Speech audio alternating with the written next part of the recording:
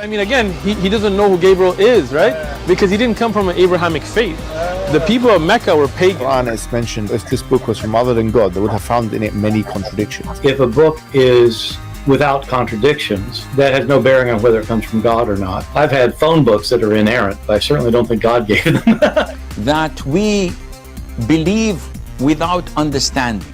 The brother asked a very important question, that most of the scholars say that listening to music, watching movies, and most of the television programs, they're haram. So how can we have fun?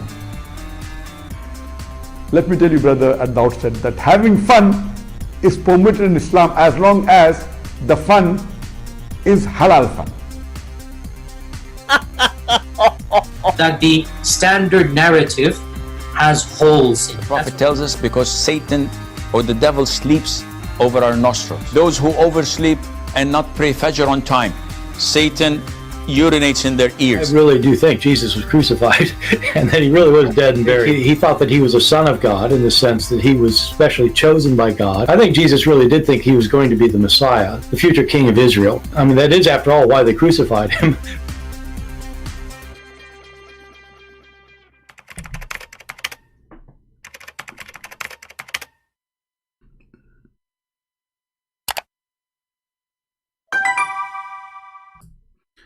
Hello everyone, and peace of Christ to all of you. Please invite your friends.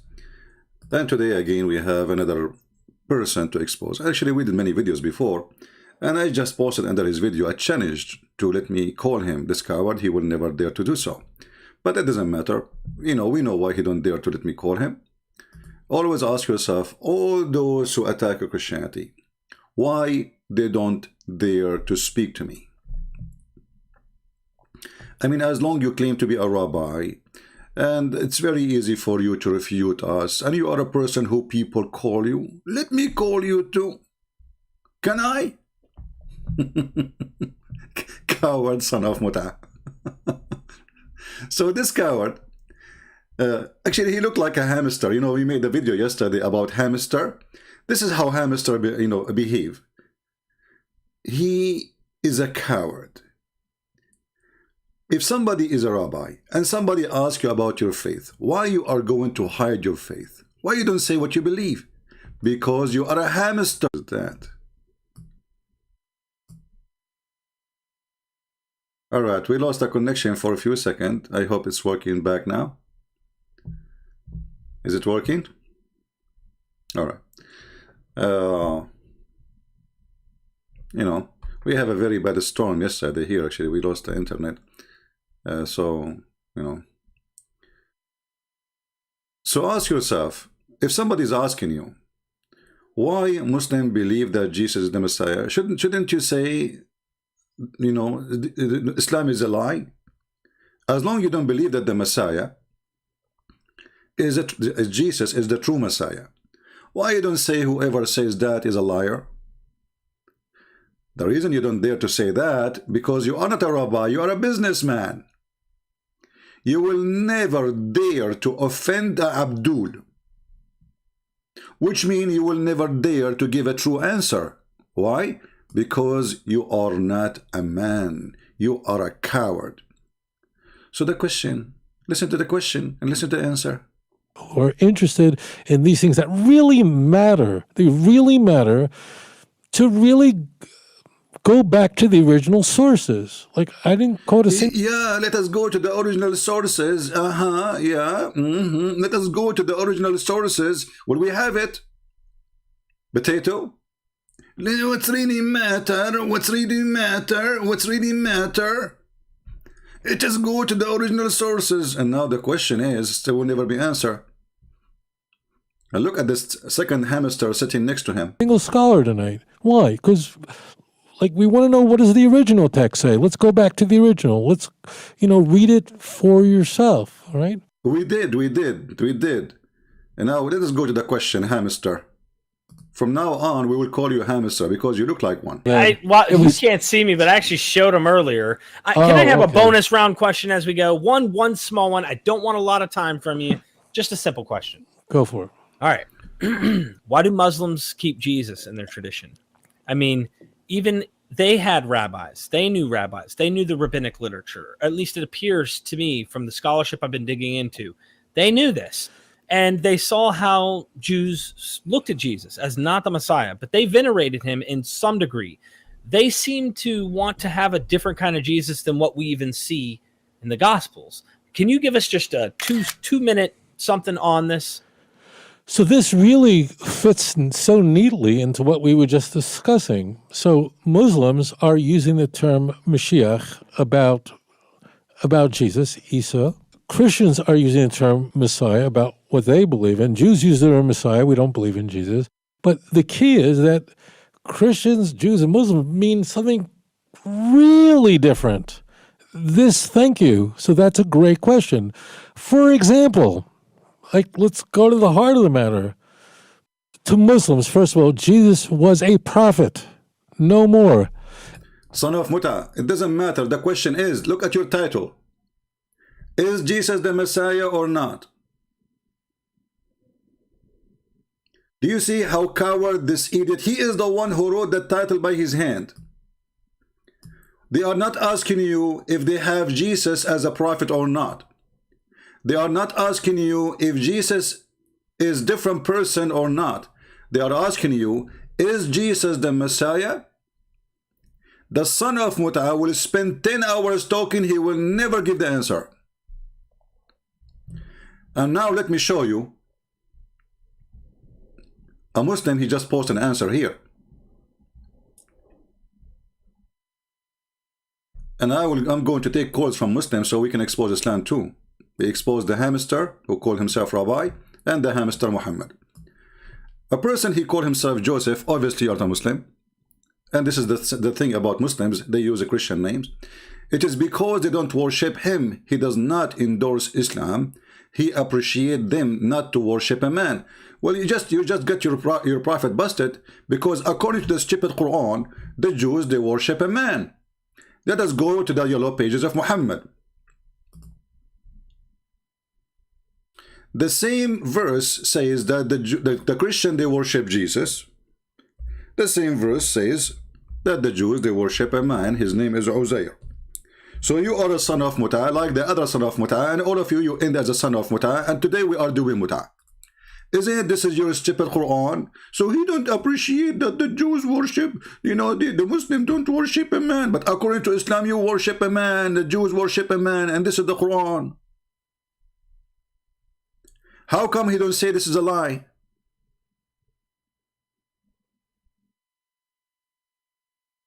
Are you there, Muta boy?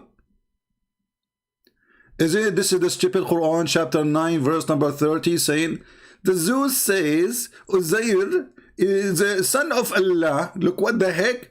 And the Christians say the Messiah is a son of Allah. You are not a Muslim? So what are you? What are you? What are you? Give me your religion. Give me. I'm not a Muslim. What are you? I'm not a Muslim. So what are you?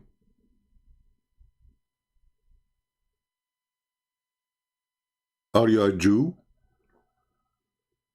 So when the Muslim, they ask question to a person he claimed to be a rabbi.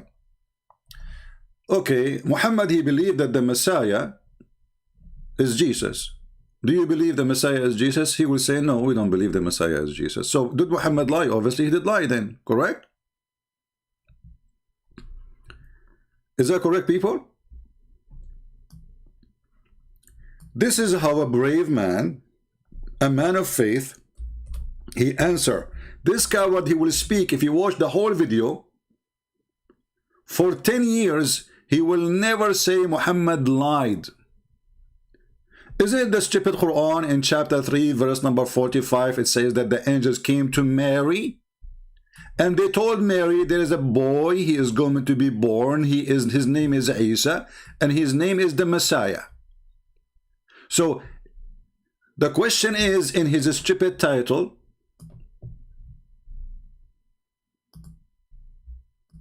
and he is the one who wrote the title, this hamster. Why do Muslims believe that Jesus is the Messiah?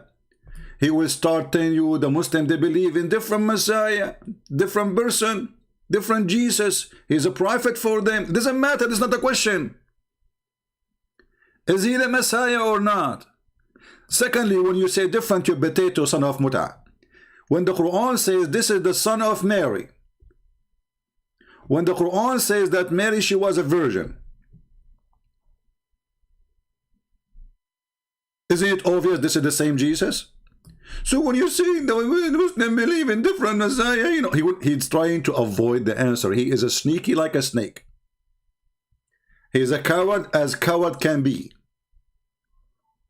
He is son of Mut'ah. He don't dare to say the truth. And not only that, the funny is, if you go down in his page, you will find all his supporters are Muslims.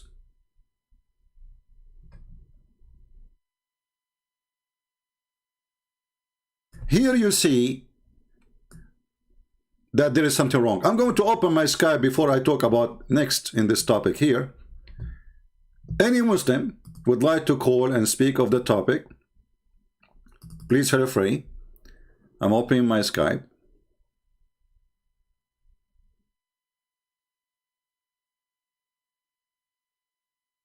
And get ready for what's coming. Let us open Skype. Mayday, Mayday, Mayday. Who is a Muslim is brave to call us and tell us what he think about this rabbi. Or he called himself rabbi. My Skype is open. We take calls from Abdul. Doesn't matter how big they are or how small. So let us read the comment. This Muslim, he is from Persia. For the first time in his life, he listened to him. All right.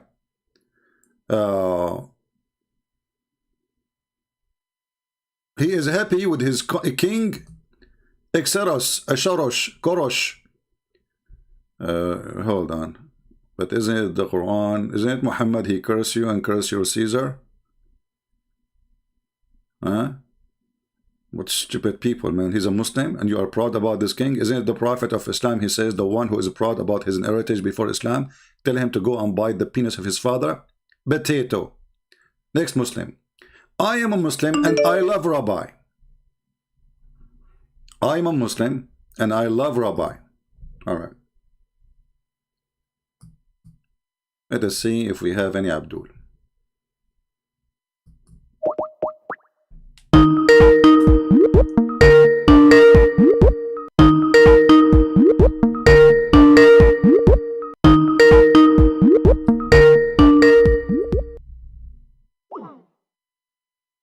If you text me and you don't want to take my call, I will block you.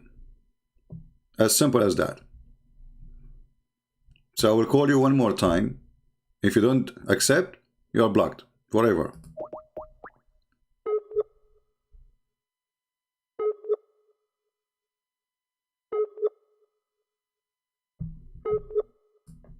Okay, take a hike. Let us block you. Let us see the second one.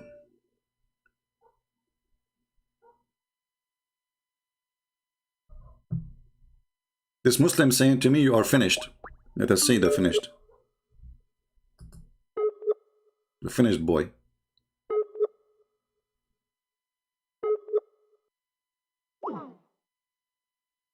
No boy. The second Muslim is a flat tire too.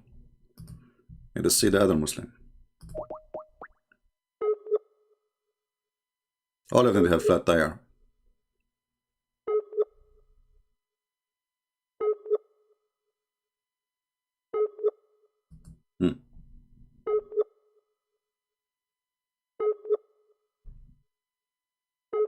We cannot even connect with them. All of those Muslims, they have a stolen internet, obviously.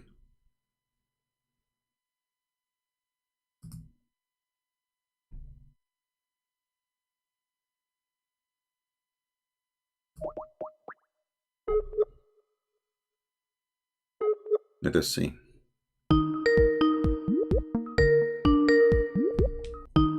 Hello?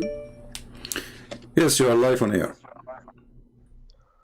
Hello, Christian Prince. Yes, my friend, you are live on air. Okay, it is you who called me. Can you mute YouTube, please, because I hear myself twice. No, sir. Okay, maybe it's open now. 1 All second. right. So did Is you? it okay? Are you listening to us on YouTube? Are you No. listening to the topic? Oh, okay. No. So I don't know why they are. There's like an echo. Anyway, so the topic is there is a rabbi. He's a Jew, and when they ask him why the Muslim believe that Jesus is the Messiah, he said that the Muslims, they have different Jesus. Do you Muslims have different Jesus? My friend, I'm an ex-Muslim. Oh, sorry. You know, I see. For me, I was. Yeah. You know, I I have a conversation with you last summer. So, and you convinced me that Islam is wrong and Oh, peace okay. of So you Christ. left Islam with us. You left Islam with us live on air, correct? Yeah, right. All right, I'm all right. ex-Muslim from Russia. You know, so. Oh, okay. Sorry, I We had a apologize. I thought conversation. because I see a Muslim name in front of me, so I don't know. You know. Yeah. It's my Yeah. nickname. You know, not All my right. real name. Okay. So you wanted me to call you for what reason then? You know, it was your live stream a few days ago, so Yeah. I just wanted to call you and to All right. say thank you so much. You know. You're welcome. Do you know that we have our 2 books translated now in Russian? Yeah, of course. And Yeah, my actually, we Russian have 3. friends. We have 6 and Allah too. 6 and Allah too in Russian. Yes, You get that copy? and recently I received this book, yes, from my fellow Christians brothers, and okay, we are reading it right now. You know, All right. Christian Prince. Do you know that guy from Egypt? His name is Said, who is an ex-Muslim now Christian, and he has live streams on Arabic and preach to Muslims the gospel. No, I don't know them. He is from Egypt and now he lives in Russia, and I knew him, and he has a Russian wife, but All right. a few days ago he divorced, unfortunately. Well, this is not my friend. This is not my business. I want from you to share my books with everybody. As you see, we give it for free, so people who they are Russian, Ukrainian, etc., whoever speak Russian, they can enjoy the knowledge for free. All right.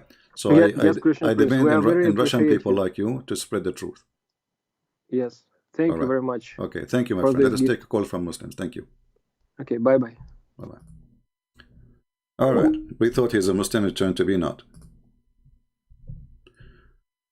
He's an ex-Muslim. He decided to leave Islam life on air, but I forgot about him. You know, it was a year ago.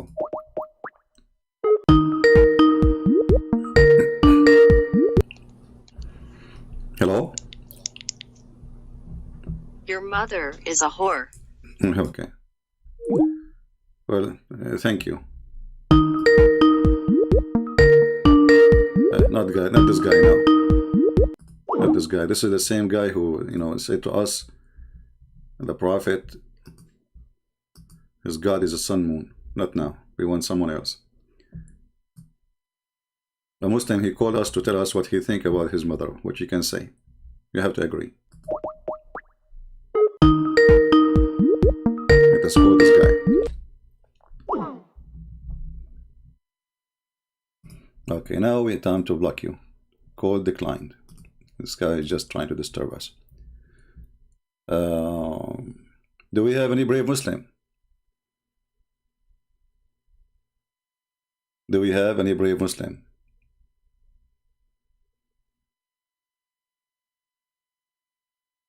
You know,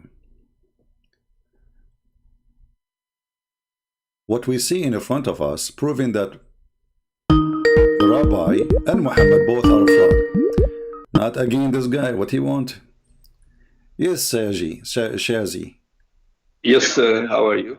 Yeah, how are you? Why you are calling me now? Because you told me, you were asking me something about Christianity, and I said, I'm busy right now. No, we have a topic now. We are talking about a rabbi. His name is Tovia Singer. So you don't want to talk about Christianity at all? We are talking about Christianity, but we have a topic now. We have to, we choose a topic for today to talk about it. When we finish it, we can talk about that if you want. Okay, sir. I'm waiting. Then thank you. All right. Do we have any Muhammadan? Any Muhammadan?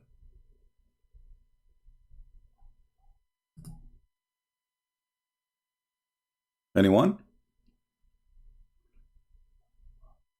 You know, one of the reasons, by the way, I hate Skype. I will give you, even this is out of the topic.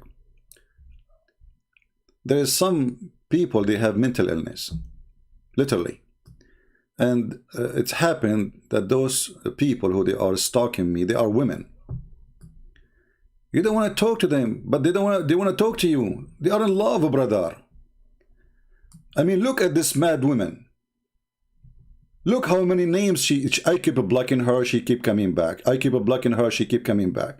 She keep coming back. I mean, what a mental creature. Nightmare. She is really a nightmare. Each one of those is different name in Skype. Because I keep blocking her. Each time she texts me, I love you, I'm crazy about you. Look, what the heck is that? Somebody do something. Mental illness. Lord have mercy. Do you see why sometimes I shut the chat, sometimes I shut even the comment section? I mean, there's some people, they are more stupid than Muhammad. Literally more stupid than Muhammad. I cannot even find description for stupidity no more. Let us go back to the topic. I'm a Muslim. I love Rabbi Tovia talk. I love his honesty. Hey Muslims, anyone want to explain to us what's happening here? How come you, all of you became in love with the Jews?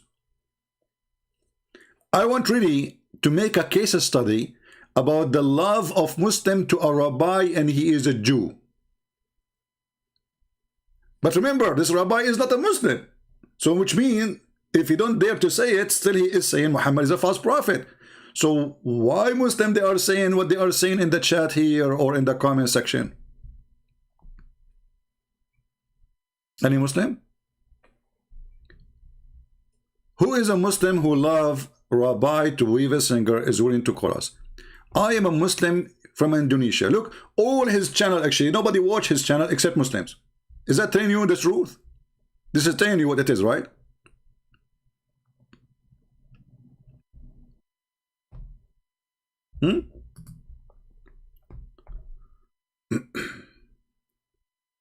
Any Muslim want to explain to us?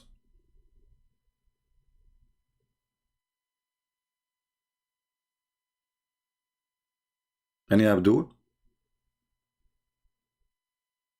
Who is Abdul wanna call us and tell us why he love?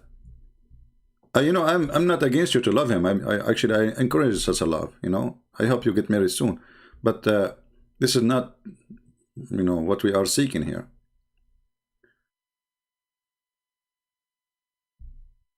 Look at this guy saying, was there a fact somebody named Jesus? Does the New Testament provide an actual fact? Is Jesus a composite? I am very interested, Rabbi Singer view. Subject, there's no Jesus. Jesus exists. So again, confirming that Muhammad is a fraud. Because how Muhammad says then Jesus exists? They don't dare to say that Muhammad is a fraud. But they do dare to say that Christianity is false. Potato. Do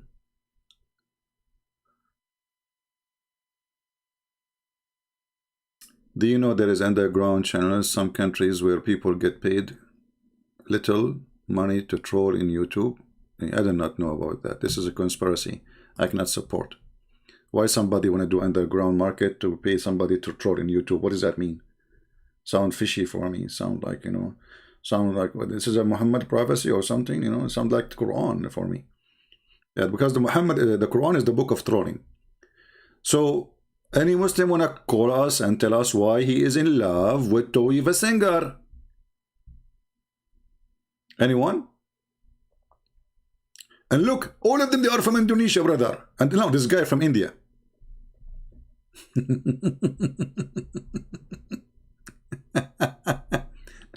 Big respect, Rabbi Tovia Singer.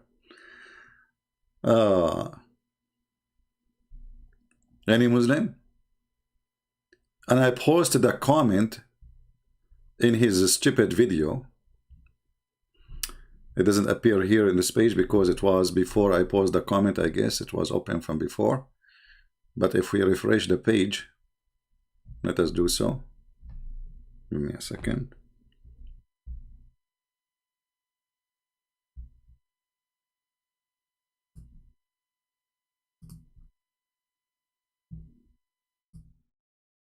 All of them, they are in love with Tovia Singer, brother. All of them. No exception. No exception. No exception. Like, what happened to my comment? I just posted a comment. It's not there. Look.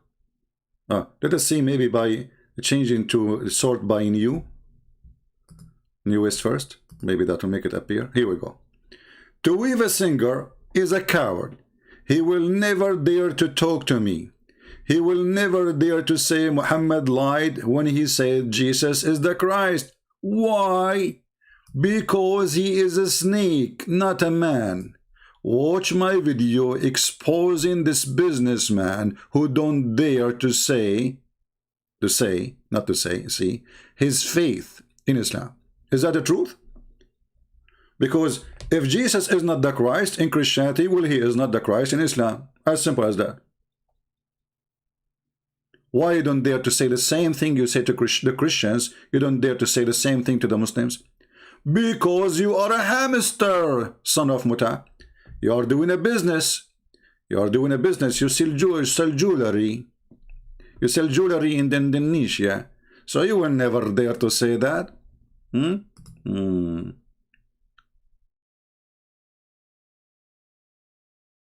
Another smart Abdul is saying, just to show you the intelligence,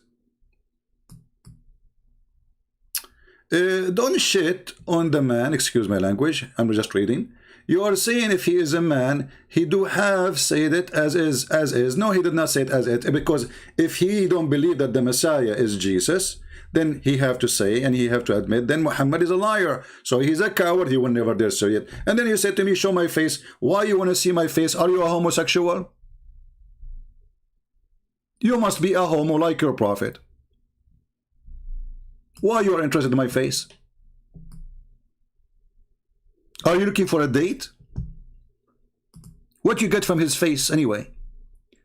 But because you have no excuse, the person he just get your prophet busted, and not only that, wait, it's even getting better. This man, he claimed that Muhammad is a big fat liar without saying it. Let us get you busted, you and him. This is the same guy, he said, that the story in the Quran about, but he did not dare to say the Quran, by the way, because he's a hamster. He said that the story in the Bible, which is in the Quran, that Mary, she was a virgin, is a story stolen from the Greek mythology. Watch and laugh. Your prophet is a fraud, according to this guy. Your prophet is a son of Muta, according to this guy. Your prophet is a fabricator, according to this guy, and he is stealing from the Greek mythology. Listen.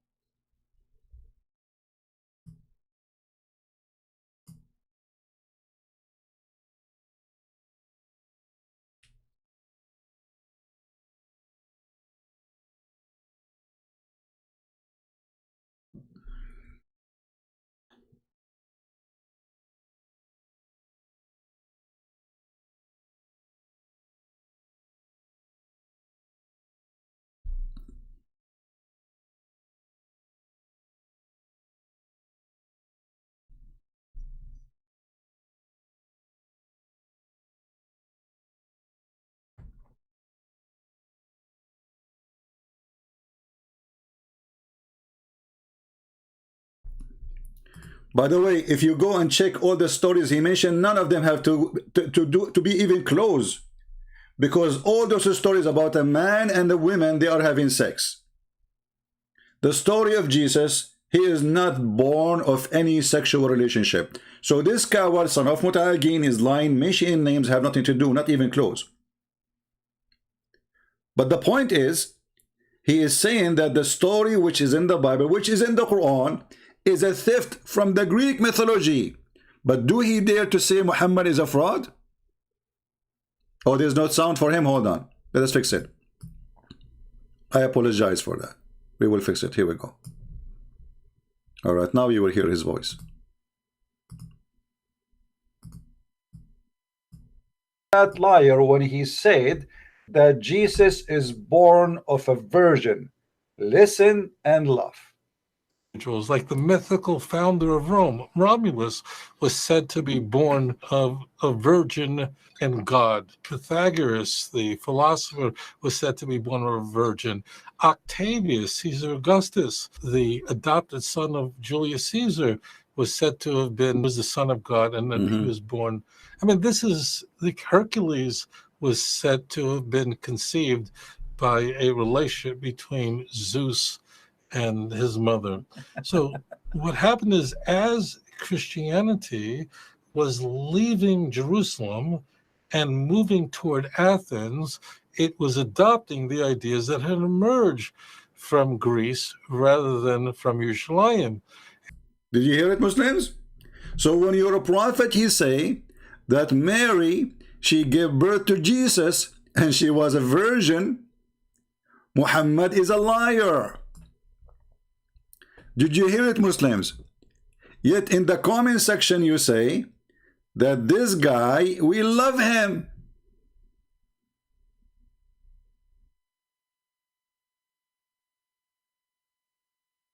Can you believe the stupidity?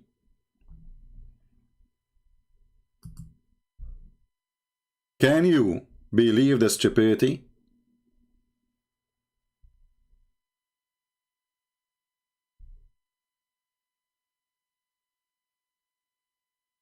Muslims, Tovia Singer is spitting at your prophet. He just said, and you heard him, that the story of Mary giving birth as virgin is a story stolen from the Greek mythology. Yet you stupid Abdul, you go in his channel and you support him. And you say, I love what you say. Why? But just because you attack Christianity. So what is between you and this filthy man is a common ground, is hating Jesus. Both of you hate one person, Jesus. So the hate to Jesus unite you. Even in the way he is stepping and he is farting and he is doing poo-poo in the top of your prophet, it is not the problem. Because as long he is against Christianity, we say we love you. So what we notice here, that both are hypocrite, in bed together, but in the same time they are enemies.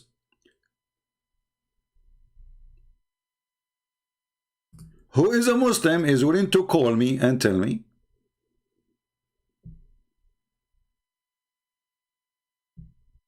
why you are in love with this man. He just said that your God Allah is a fraud. Your God Allah, he stole the story of the Virgin Mary from the Greek mythology.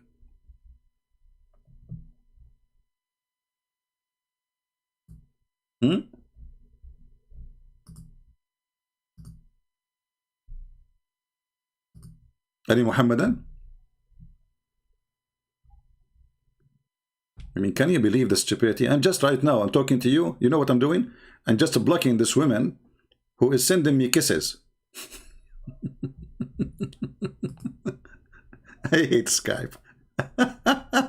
And if I stop accepting from anyone, then Muslim cannot contact me. I mean, I am now talking about Tovia Singer. In the same time, I'm receiving from a mad woman. She's like Aisha. I don't know what's wrong with her. Look at this.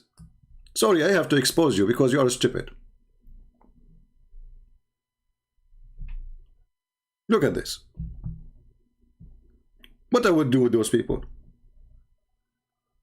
You tell me.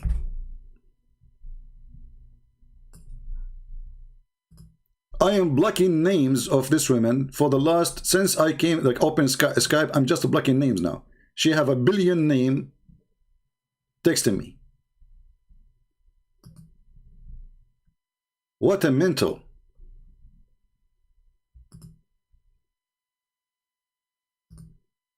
You are qualified to be a prophet in Islam, literally, because you have all the requirement. Do we have any brave Muslim can call us and tell us why you Muslims are supporting this guy when he is saying that the story in the Quran is a lie? When your prophet is a liar and he's a fraud? When your God is a fraud and he himself, if the story in the Quran about Mary being a virgin is a story from the Greek mythology, that means Allah himself is a story from the Greek mythology.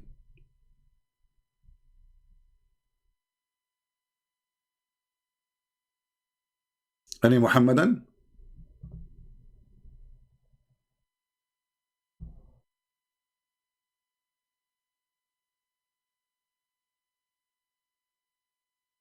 No, my friend, option. Because the Abdul, they claim that they knew who I am, and the Abdul, they claim that they have my pictures, so it doesn't make any difference. And you are wasting my time, option select. Take care, take a hike.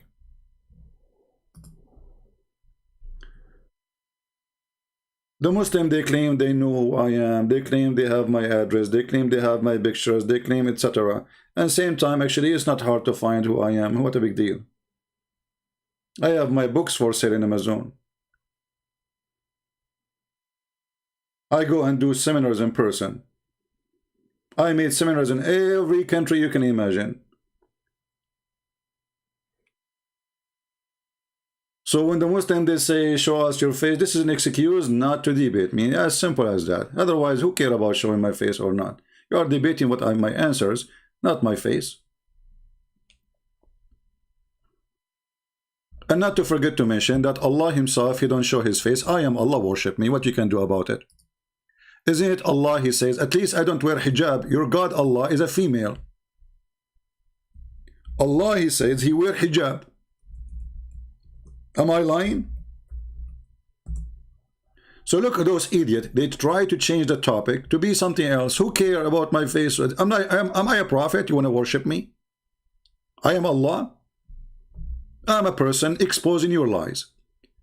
It's not given to any human being that Allah should speak to him unless by inspiration or from behind a veil. I am not wearing a veil. Your God Allah is a female.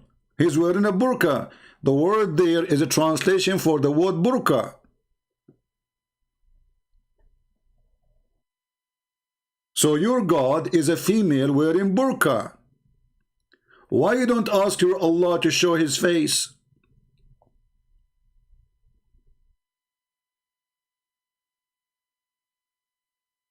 So they cannot debate me.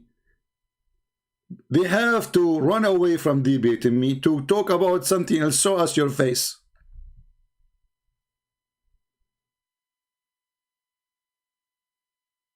Right? Even Mimi Hijab, his last name is Hijab, which means, you know, in the Middle East, they call you by a name. Your last name present who they are either an honor or an insult. When a man is called his last name Hijab, simply it's an insult. Imagine your last name is Burqa. So obviously he's coming from a coward family, maybe. Maybe. Now, we don't care really about private Tovia Singer. Let us debate. Another troll.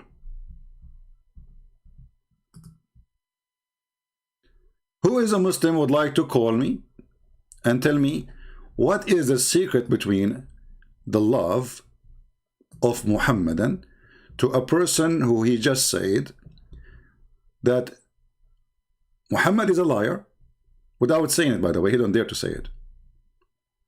The story of Mary is a mythology,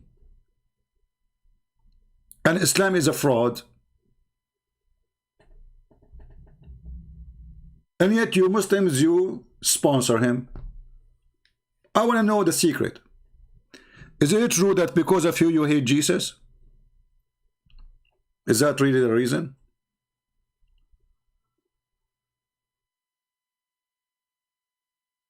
Anyone?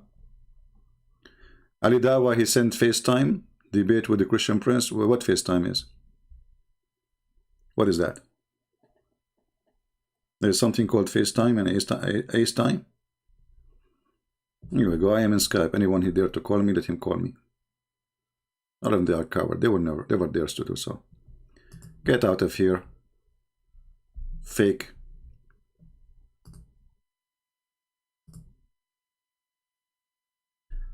Admin, anyone he used the name of somebody, just block him right away.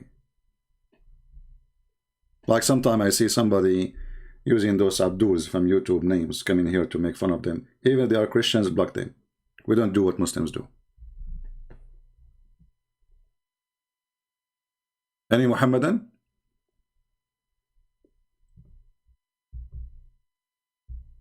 Any Muhammadan dare to make a comment about Tovia Singer saying that the story of Mary is a fabrication and Mary, she was not a virgin? And by the way, this guy, he made a video, and I made him shish kebab too. He said, Mary, it says in Isaiah that Mary, she is going to be a virgin. It doesn't say that in Hebrew. It says she will be young. Like, hold on, you stupid donkey. So the sign is that a young woman, she will give a birth. Well, all young women, they do that. So what is the sign? Sign, it's a miracle. Sign, it is something doesn't happen. Something will happen once in the lifetime of humanity. So if a young woman, she give birth, that is not a sign. Every day there's young women giving signs. This is how weak those who claim to be Jews. They are fake. They are not true Jews.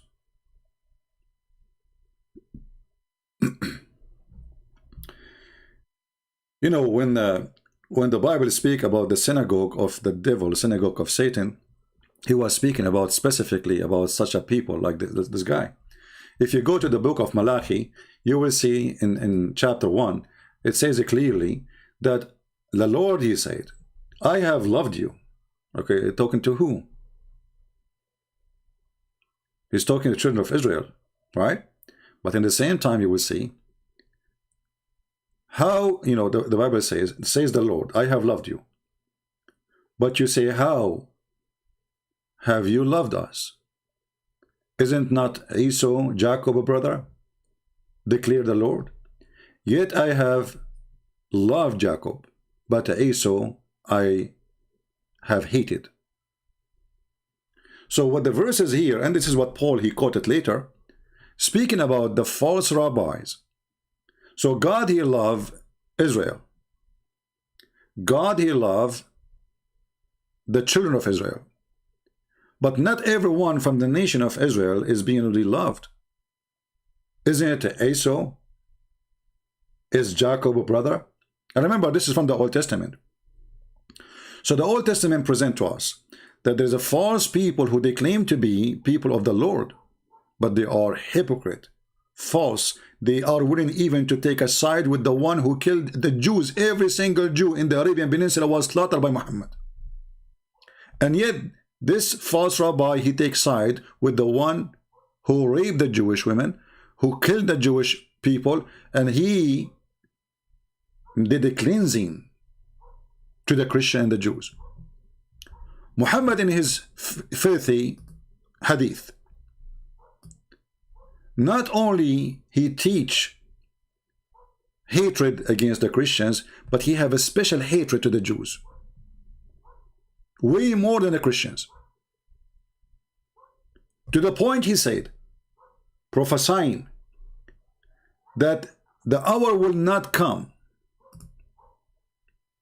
until the Muslims will attack the Jews.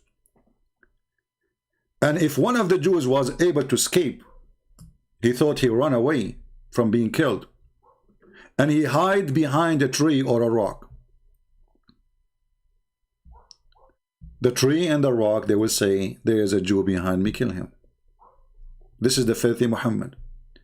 In the same time, this rabbi, who he claimed to be a rabbi, he don't like Jesus. He don't like Jesus. Jesus is bad for him. But Jesus is the one who says, forgive them, Father. They do not know what they are doing. Do you see how much Jesus, he loved the Jewish people? They just put him in the cross.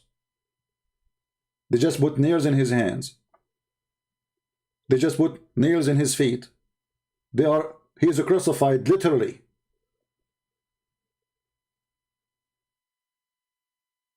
And even though he said, forgive them, Father, they do not know what they are doing. So you tell me how in the world somebody he taught us to love the Jews, they hate more than someone he killed the Jews. How this coward, and why this coward don't dare to say that Muhammad is the biggest threat to our existence to be alive, not only to religion. As you see, this filthy Muhammad is teaching genocide against the Jews. He don't want to kill one. He want to kill every single one. Women, children, doesn't matter.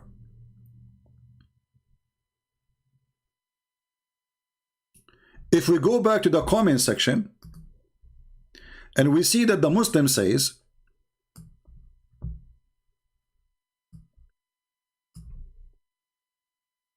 that we appreciate you and I'm a Muslim.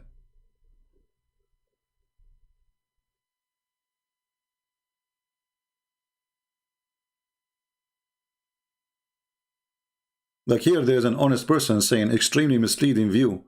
Islam is not Abrahamic faith. Good for you, my friend, Mr. Nathan. Look, he's an African brother. He is saying the truth. Islam is not Abrahamic. That is true. Today, we have a wave of people trying to sponsor the idea that Islam is Abrahamic. Even Trump himself, he signed an agreement between Emirat, Bahrain, Israel, called the Abrahamic Peace. And here you see how politics is deception. Now Islam is Abrahamic just because they want to get the benefit of politics. You see? The Abrahamic agreement. This is what they call it. So you have three liars, Trump, the Muslim leaders, the Jewish leaders.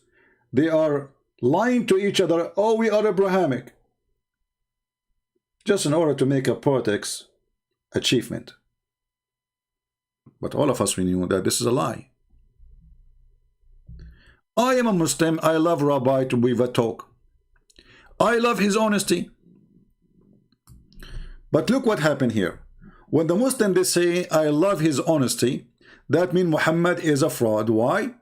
Because he said that you will find between those, the most people who hate Muslims, according to Muhammad, is those who call themselves Jews. Muhammad was wrong, look like it. Muhammad was wrong. Muhammad actually was a liar, because as you see, there's love between the Jews and the Muslims these days. It's not working with Muhammad. So when Muhammad, he said, especially by the way, Muhammad for sure, he considered the rabbi is the biggest enemy. This guy's a rabbi, right? Okay.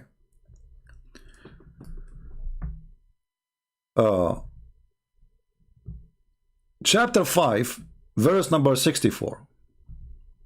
Read with me carefully. The Jews says, Allah's hands is tied up, i.e., he does not give and spend from his bounty. So the Jews are making fun of Allah, and this is a proof that this guy, Tovia Singer, is a liar, because if the Jews are worshipping the same God, why they are saying Allah, his hand is tied up? Do you see it, people? Do you see the clear proof that the Jews and Muslims are not Abrahamic? Or they don't belong to the same person? Because the Jews are Abrahamic for sure. There's no question about that. So if the Jews are Abrahamic, and the Jews are making fun of Allah in the time of Muhammad, so how they are Abrahamic? People, are you listening? So if somebody in the future, he says to you, oh, we are Abrahamic, say to them then, so how come chapter 5 verse number 64 says that the Jews are making fun of Allah? Does it say in the front of us, it says the Jews say Allah's hands is tied up, they are making fun of this Allah, right? So if the Jews, they worship Allah, then they will never even dare to mention the word Allah. It's like saying Elohim, his hand is tied up. They will never dare to say that. It's like saying Jehovah or Yahweh or whatever word you can use, or Adonai or Hashem. They were never there to say that, because those words they used to call their God. But they are calling the God of Muhammad, making fun of him that he is disabled God, he can do nothing.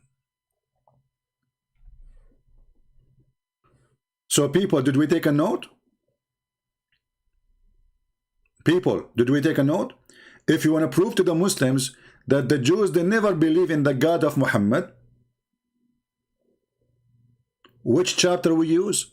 Chapter 5, verse number 64. I want to see people typing it in the chat to be sure that your people remember it. When you want to prove to the Muhammadan that Islam have nothing to do with Judaism and they are not Abrahamic, you use what? Chapter 5, verse number 64. What is exactly in this verse? The Jews are making fun of Allah. If they have the same God, they will never dare to do so. See, they are not making fun of Muhammad, they are making fun of the God of Muhammad.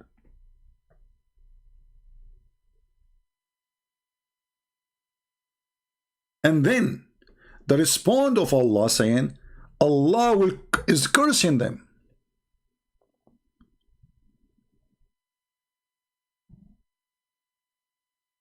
Allah is cursing them.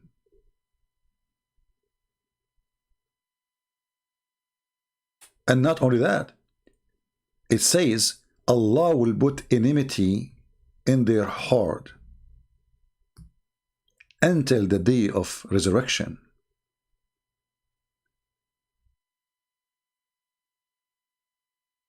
And they are the people who make war.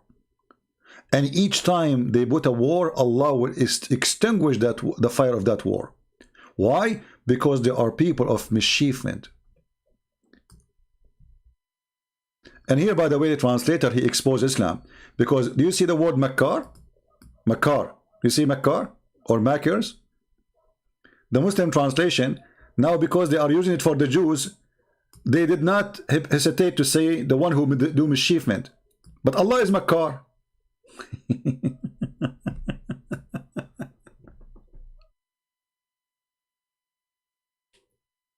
So what the Quran is saying, according to the filthy Muhammad, that the Jews are evil people and he will make them even more evil and he will put enmity in their heart forever. Do you see it? So how come suddenly the Muslims, they are in love with Tovia Singer? Look like again Muhammad was wrong. The Quran is saying that the Jews, they do mischievement, but Tovia Singer is not. He's a good boy. Look how many Muslims sharing their love and their harmony to Tovia Singer, brother. Huh? Look, the Muslims, they are saying to him, we love you. Do you love me, baby? Huh? I'm a Muslim. I love Rabbi Tovia Singer. Miss Gomez saying, do you see the love? So again, the text in the comment proving that Muhammad is a fraud. Because if this guy really is not evil, and if Allah, he promised that he put in the heart of the Jews evil until the day of judgment and hatred, then we find that there is a guy, his name is Tovia Singer. He's like a Santa Claus for the Muslims. They are in love together. Why? Just because he insulted Jesus. And here you see that Islam is an antichrist religion. Because what they share together? They share one thing. Both are antichrist. And when I say both, I'm not speaking about the Jews. Remember, we Christian believe, remember that Paul, our great brother and church father, he was a Jew. And by the way, this coward in the video, he says, the Muslim, they hate Paul. So now we share something. We hate Paul, they hate Paul. Abdul, son of Muta. Muhammad never said something wrong about Paul. Do you know that?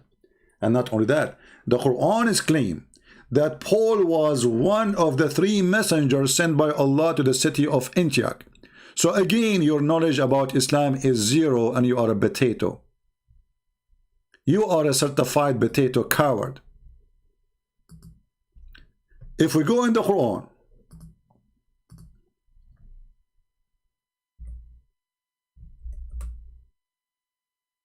we will find a verse, which is very unique verse, by the way. Chapter 36, verse number 14. Speaking about three messengers were sent. The first two, they were not enough. And they were sent to the city of Antioch. People, do you see it? Which city? Now, who is the one who went to Antioch? The disciples of Jesus, right? Correct? Hey, Muslims, even your stupid Quran support that Jesus is God. Why? Because those are three messengers of Jesus. So how Jesus is a messenger, but he can send messengers? Isn't it messengers can be sent only by God? Do you see it? Three messengers were sent to Antioch. Who are they? We can go right now to Ibn Kathir, to Al-Thalabi, to many interpretation, and you will see that those three are, one of them is Paul, the second is Peter, the third is John. What you will do now? Tovia Singer is in trouble. We have Abdul. Let us see if it's true Abdul or just a troll.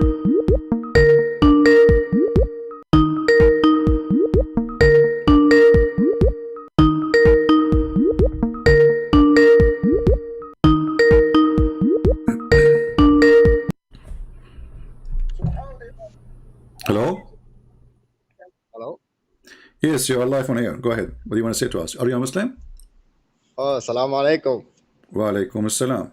Is that a greeting of Muslims or a greeting of Christians?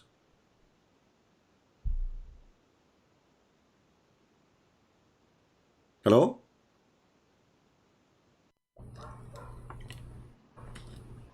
You know... Are you there? Yes, can you hear me? You said to me, assalamu alaikum. Is that an Islamic greeting or this is a Christian greeting?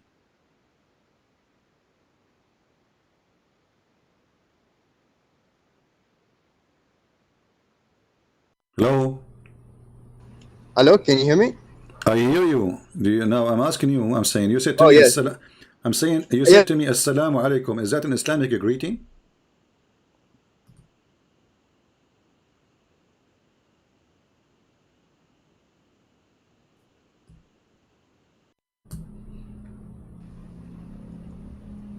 I think you have a bad internet.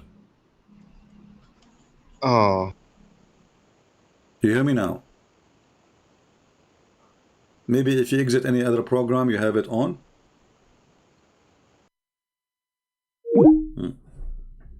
His name is a proud Muslim too.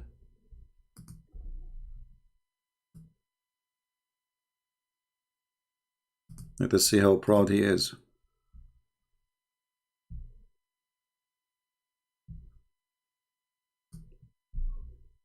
We'll call him again.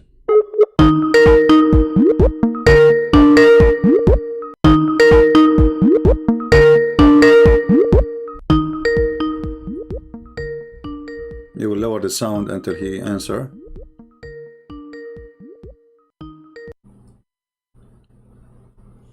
All right, do you hear me now? Hello, can you hear me? Yes, yes. Sound good. Okay. So you said to me, assalamu alaikum. I was saying, is that an Islamic greeting or this is a Christian greeting?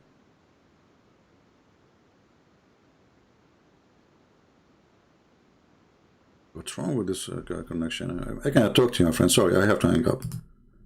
I mean, get better internet and text me. We cannot do it this way. You see, even assalamu alaikum is a theft. When Muhammad, he saw an angel first time. When Muhammad, he saw an angel first time, according to Muhammad. He's saying he was downloading something. Okay, so are you done downloading now?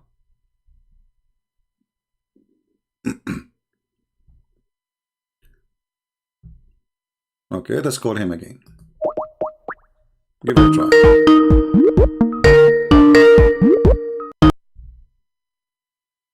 We'll mute the sound so you don't hear the noise of the ringing, which is annoying.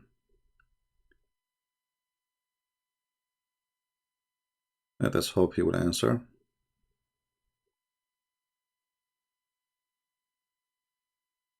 Yeah, Muslim countries are very, very active in downloading illegal software for free. Everything there is for free. He is not answering.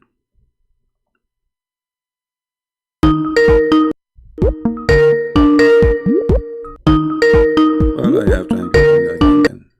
Okay. So when Muhammad, he first time met an angel, anyone ask himself why this angel never said to Muhammad, Assalamu alaikum?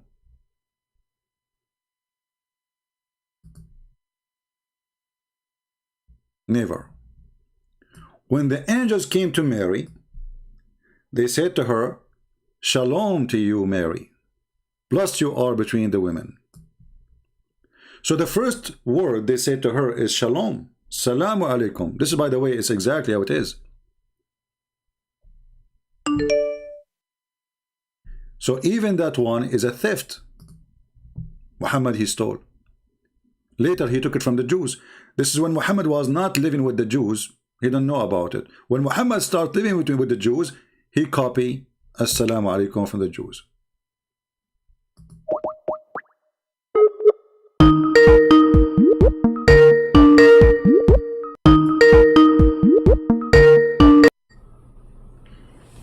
Hello. Yes, you hear me now? Shalom alaikum. Shalom alaikum, shalom alaikum. That's good. Okay, so why your prophet did not say? So why your prophet never say, the angel when he came to him never said to him, Shalom to you, Muhammad?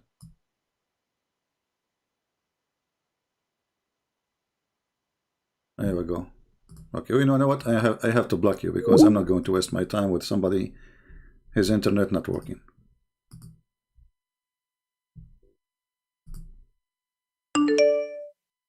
My friend, only Muslims can call me. If you aren't a Muslim, you cannot.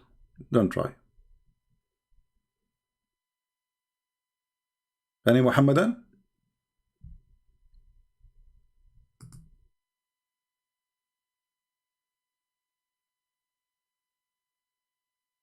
Everything Muhammad he have is a theft from the Jews and from the Christians and from the Hindus.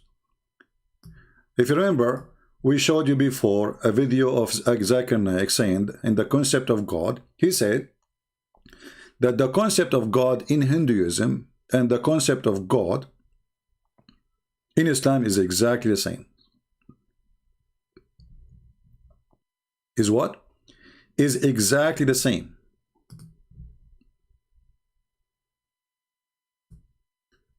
Why people don't listen? I just said only Muslims can call me. Let me block you. This one he keep trying to call.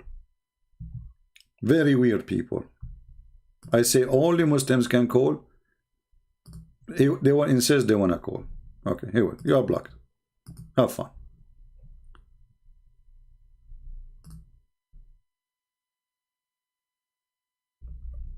The concept of God.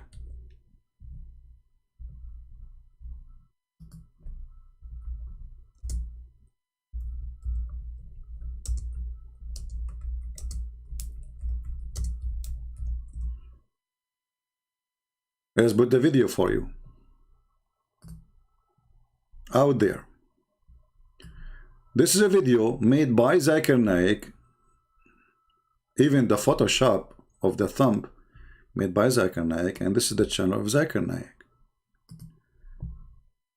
The concept of God in Islam is exactly the same concept of God in Hinduism. Literally. It's not me who said that. It is Zakura. Zakura, go.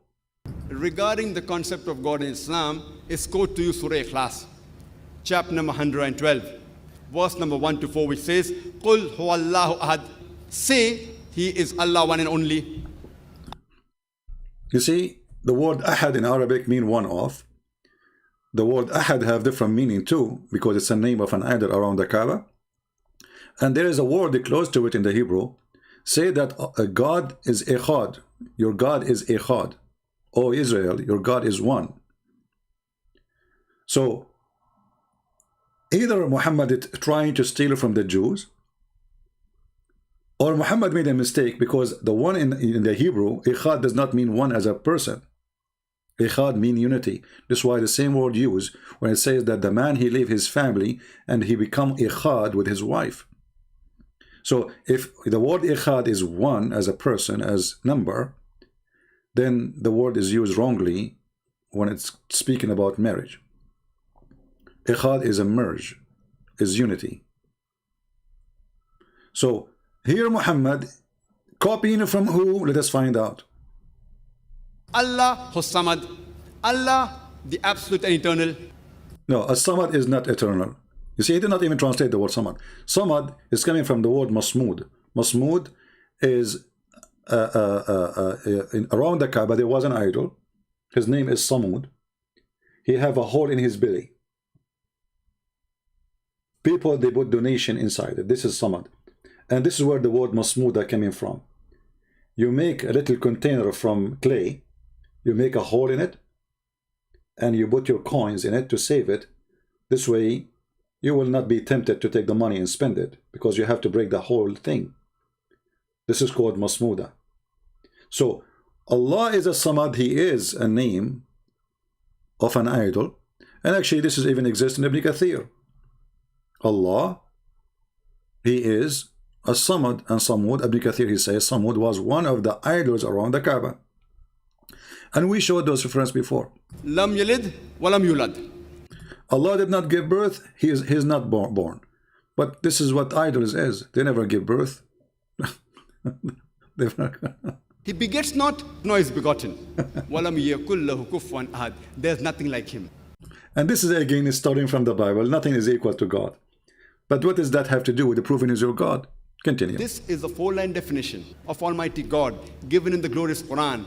Any person says so and so candidate is God. If that candidate fits in this four-line definition, we Muslims have got no objection in accepting that candidate as God. And this is exactly what is also mentioned in the Hindu scriptures, the same 4 points. The first. Guys, did you hear exactly? Did you hear saying that this is exactly what is mentioned in the Hindu scriptures? Anyone, you notice similarity between Islam and this rabbi? Both of them, they are hypocrite. Suddenly, just because you want to win the Hindus to Islam, suddenly the Muslims and the Hindu, they have the same scriptures. Suddenly, both of them, they have the same concept of God. Suddenly, the Hindus are not pagan. This is exactly what the hamster Tovia Singer does. They are in harmony with Islam. So you see, they share the bed together because this hamster, Zakir Naik, is a hypocrite. Every single Muslim, he knew that this is garbage. We don't agree with you. But not a single Muslim will make a video to expose him. Why? Because he's trying to win the Hindus. And Muslims are allowed to lie to win people to their cult. You see why I'm saying this? They are allowed to lie in order to win. It's not rejected.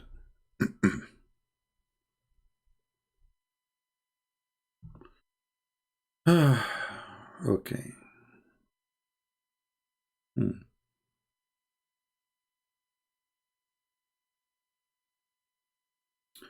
All right, I don't know. This person is saying to me, I'm not going to show it. I don't think he's using a real name anyway, but I'm going to show what he is saying.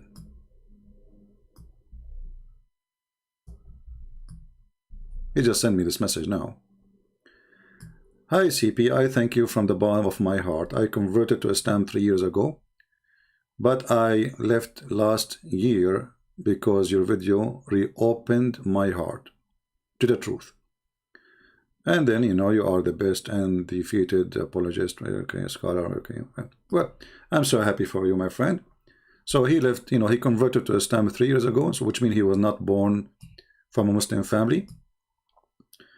And, you know, we are happy for you that you decide to leave Islam. And this is a message I just received now, you know.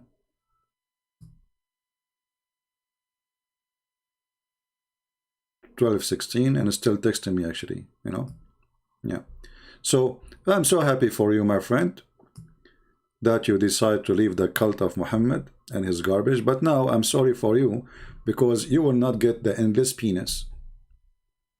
I mean, I don't know how sad you feel right now, but don't you feel bad because Allah, He promised you endless penis, and now your penis will not be endless? Isn't this the dream of every man, to have an endless penis? This way, you do not need to go anywhere. You can get your grocery by using your penis.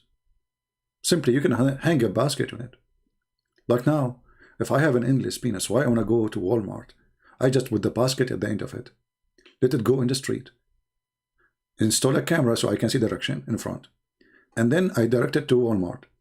And then I will attach a credit card with it, you know? And then I go to Walmart. I fill up the basket, you know, like somebody will assess your penis there, don't worry. You know, I mean, come on, because that will be a business for them, because everybody will use a business then. I mean his penis. So, my friend, you left Islam and now you don't have you will not have an endless penis. I'm really, really sorry for you. Don't you want to have a woman with big boobs? Booby? Don't you want to enter the booby land? The booby land where the booby god is there and enjoy the big nipples? Once I was debating a Muslim sheikh, and I said to him, how in the world your prophet, he promised us that our women in heaven, they will be having 1 mile ass? He said to me, what's wrong with that? I said, well, I find it wrong. He said, why? He thought I'm going to say it is too big, you know. So he was shocked. He said, don't men really like big women ass?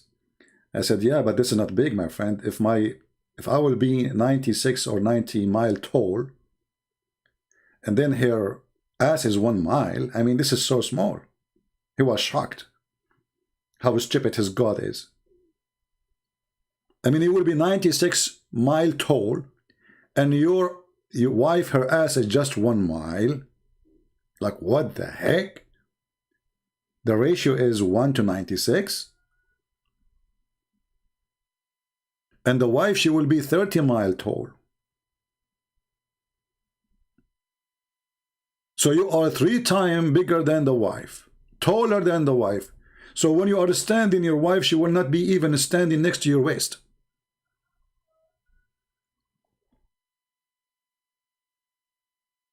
Do we have any brave Muslim who would like to call us to make comment about the topic?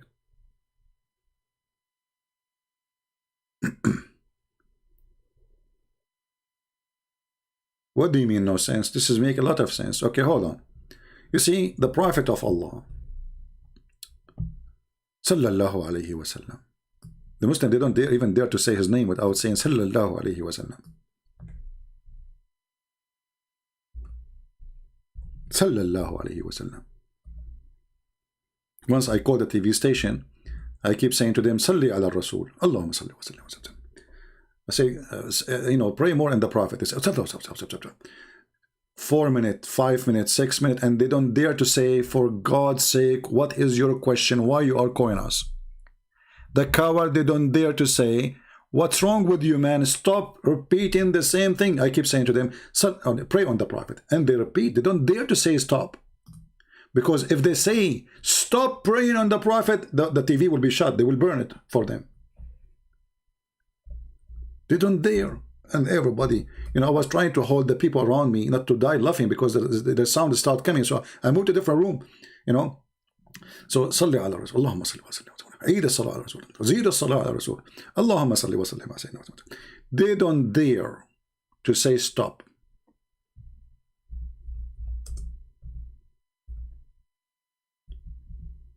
But look at this.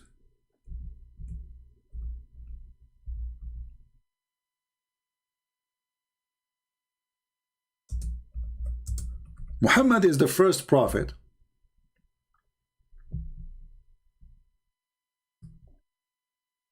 who established Playboy magazine ever. The idea of porn magazine was not created by a perverted man in USA. It was created by Prophet Muhammad, peace be upon him. As you see, all those hadith.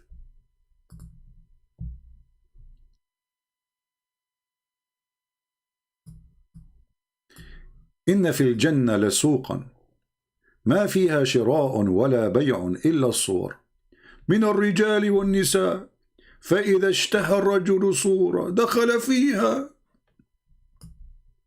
Translation: Indeed, in paradise there is a market in which no buying nor selling except for images of a man and a woman. So whenever a man he desire an image, he enter it and if it. So our friend here who sent me a message in Skype saying he left Islam, my friend, you will miss it. I mean, come on.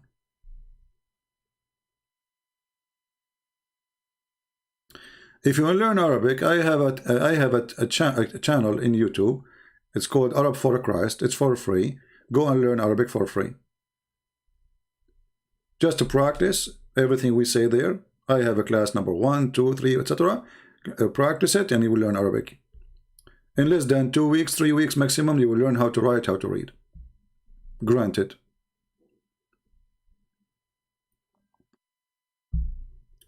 Do we have any Muhammadan?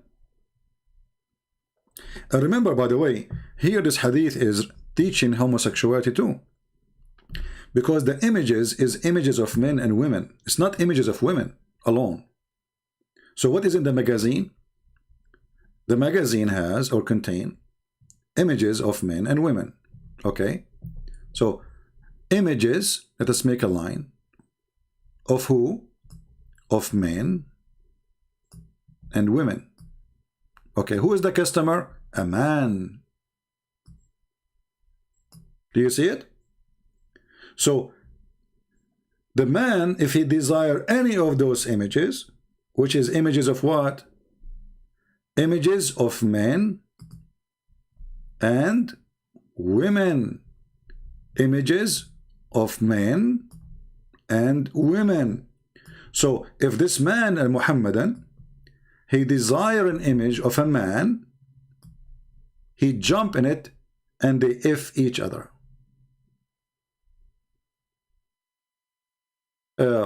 Somebody saying try always to mention the hadith number before reading the hadith. My friend, I will teach you a very easy way to find the hadith, because those numbers, by the way, they don't match. Depend in the translation books. Those are actually not real numbers.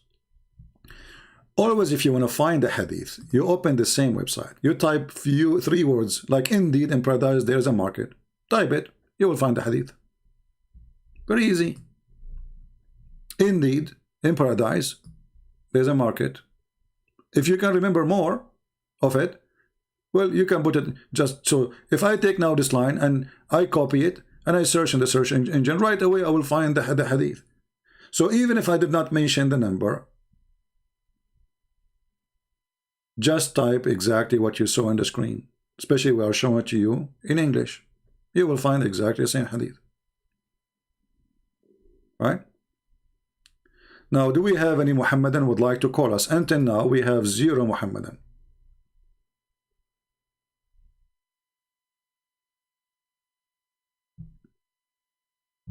Anyone?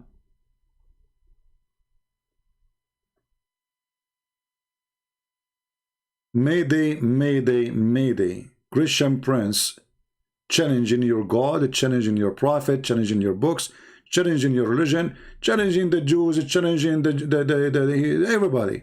Who dare? Who dare? Do this guy, Tovia Singer, dare to let me call him and have a conversation for a few minutes? Do you think, guys, this guy, he dare? Here we go. I even posted a comment for him, but he never responded. Actually, I sent him an email and I made a video about it. He never responded.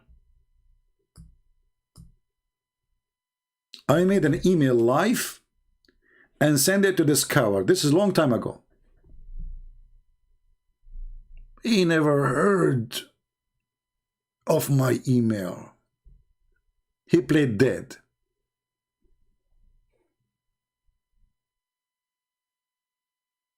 Remember, those people don't present the Jews. The majority of the Jews already are Christians, and they are called Messianic Jews. Actually, here this person saying, there are Jews who believe in the Messiah, Jesus.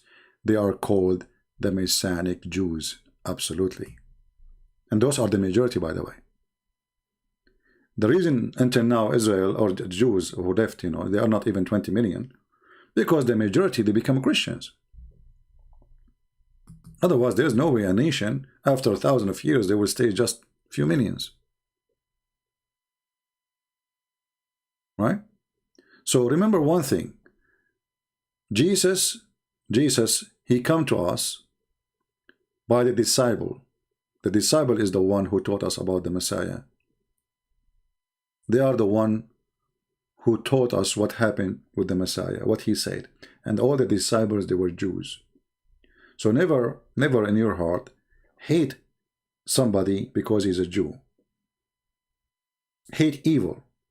If a person is evil, hate him for his evil, not him as a person. But evil, all people do evil. Even people claim to be Christian, they do evil. So hate the evil they do, even when they do evil. And this person obviously is a fraud. He don't even dare to say his belief. If you are a person trying to preach that Jesus is not the Messiah, well, then you should say that Jesus in Islam is not the Messiah, but he will never dare to say so because he is doing business.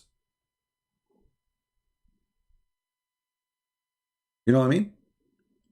When a Muslim, he asks me a question, like a Muslim asks me, what do you think about the crusade? Maybe with different one, we say, oh, the crusade was bad. No, the crusade was so good. Why it was bad?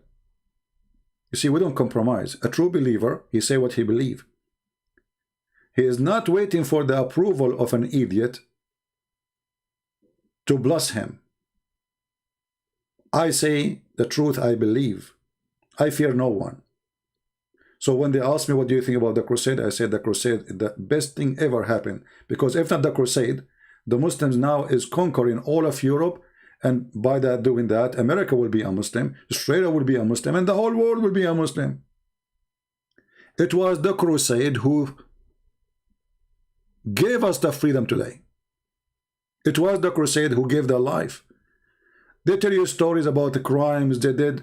They were responding to the biggest crime. The Muslims is the one who attacked us, took our women, took our wives, took our children, took our money, took our land, took our churches. And until now, they are taking our churches. Just last year, the filthy Erdogan, he converted one of the biggest churches in the world into a mosque. And 5 major churches in Turkey too, beside that church, by the way, but because this is the only famous one, people, they knew about it. 5 other major, huge churches, they made the mosque too, in the same day.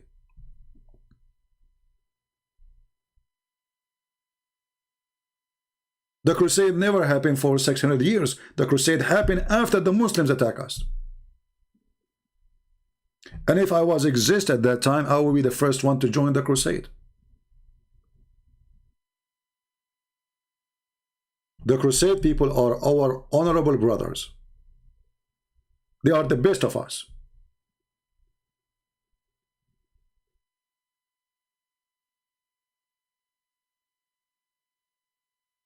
And history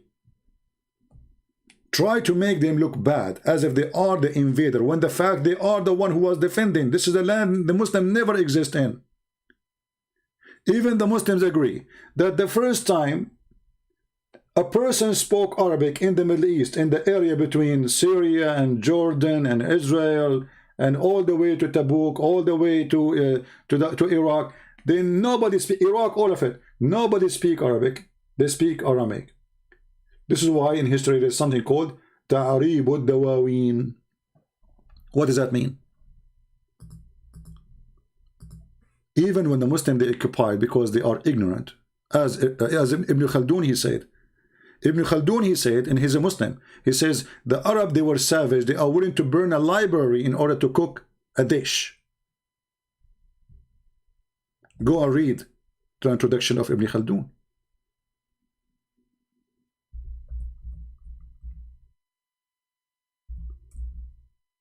The Caliphate Abdul Malik ibn Marwan is the first one who started changing the language of those countries from Aramaic into Arabic,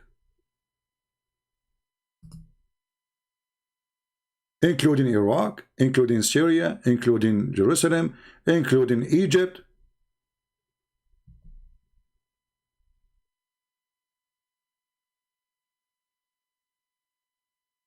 This is a history written by Muslims.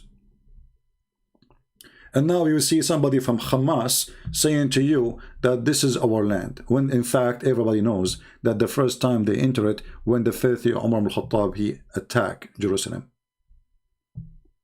And God is good. We have it back. And we will never give it back.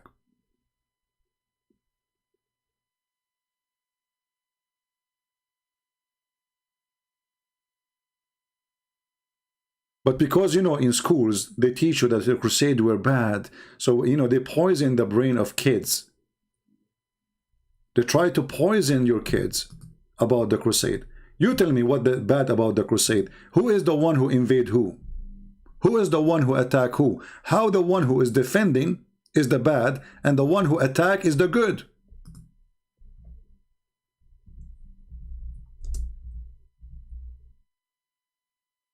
Huh? Have you ever heard of such a hypocrisy?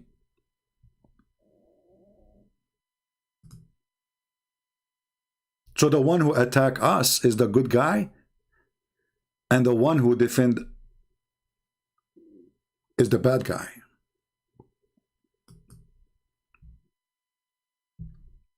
And this is where we see some stupid who claim to be Christian. They say to you, the Catholic is the one who established Islam. My friend, I'm not a Catholic, but if not the Catholic, you will be Abdul by now. So if I am you, I should thank God for the Catholic every single day.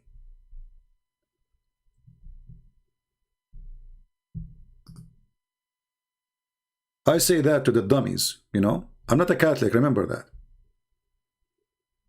But those who lie and say the Catholic who made Islam, so who was the Crusader then, you idiot?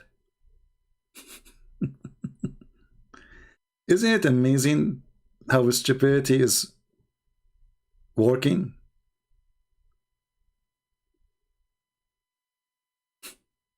Isn't it? I saw even a guy, he is from a church called the Seventh Adventist. He is saying that Khadija, she was a Catholic nun. Can you believe it? The woman, she had 3 husbands. She was a Catholic nun.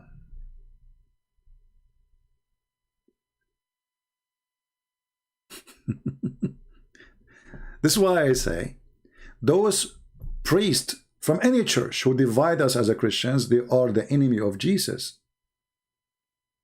Not only this rabbi is an enemy of Jesus.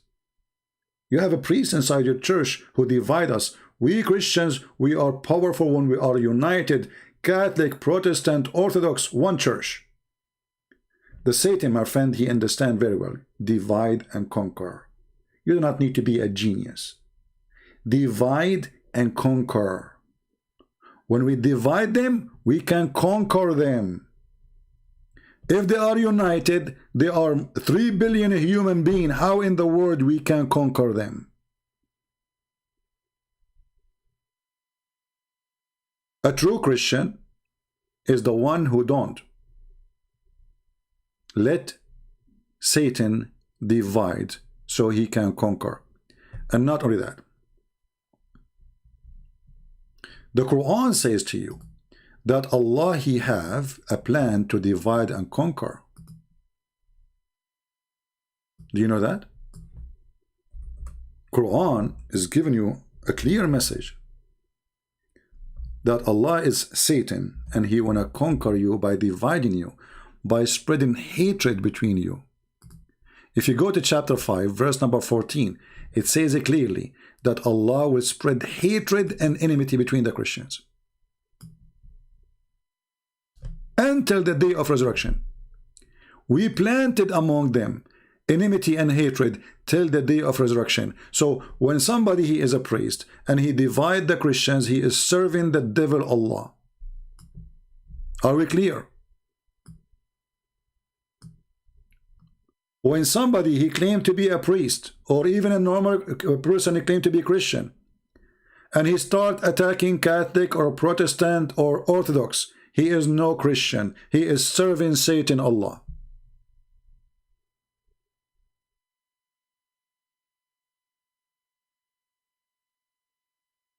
This is the truth. So if there was a pope, he was dividing the church, he is serving Satan. If there's a Christian Protestant priest dividing the church, he is serving Satan. If there's an Orthodox bishop dividing the church, he is serving Satan. Don't take a side. Be against the one who divide. For Satan in front of you saying to you, I will plan hatred between you Christians so you will never be strong. This is why Muslims, they hate my channel, because here they can't play games. They can't play the game the Catholic did, the Protestant did, the Orthodox did. We here don't allow it because simply we are united and we are family.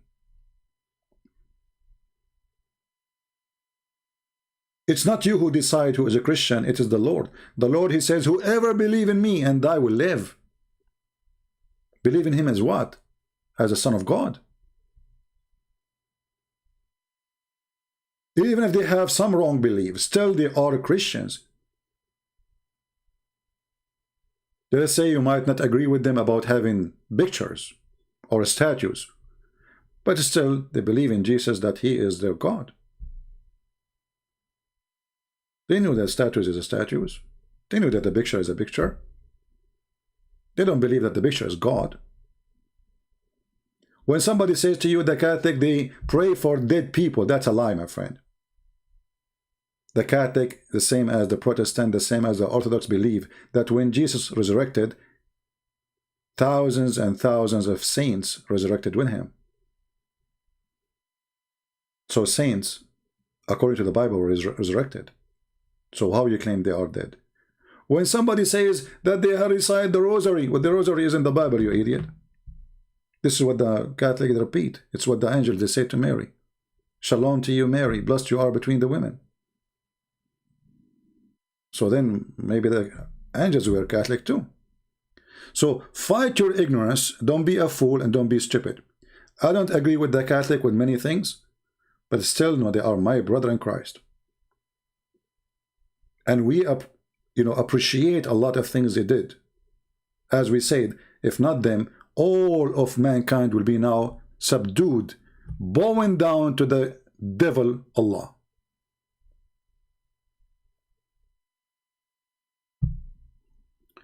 Do we have any Muhammadan? Is shalat? I don't know what shalat mean. What shalat mean? I don't know what that word is.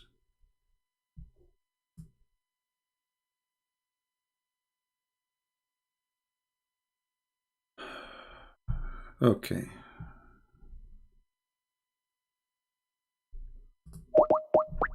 Let us see this person here.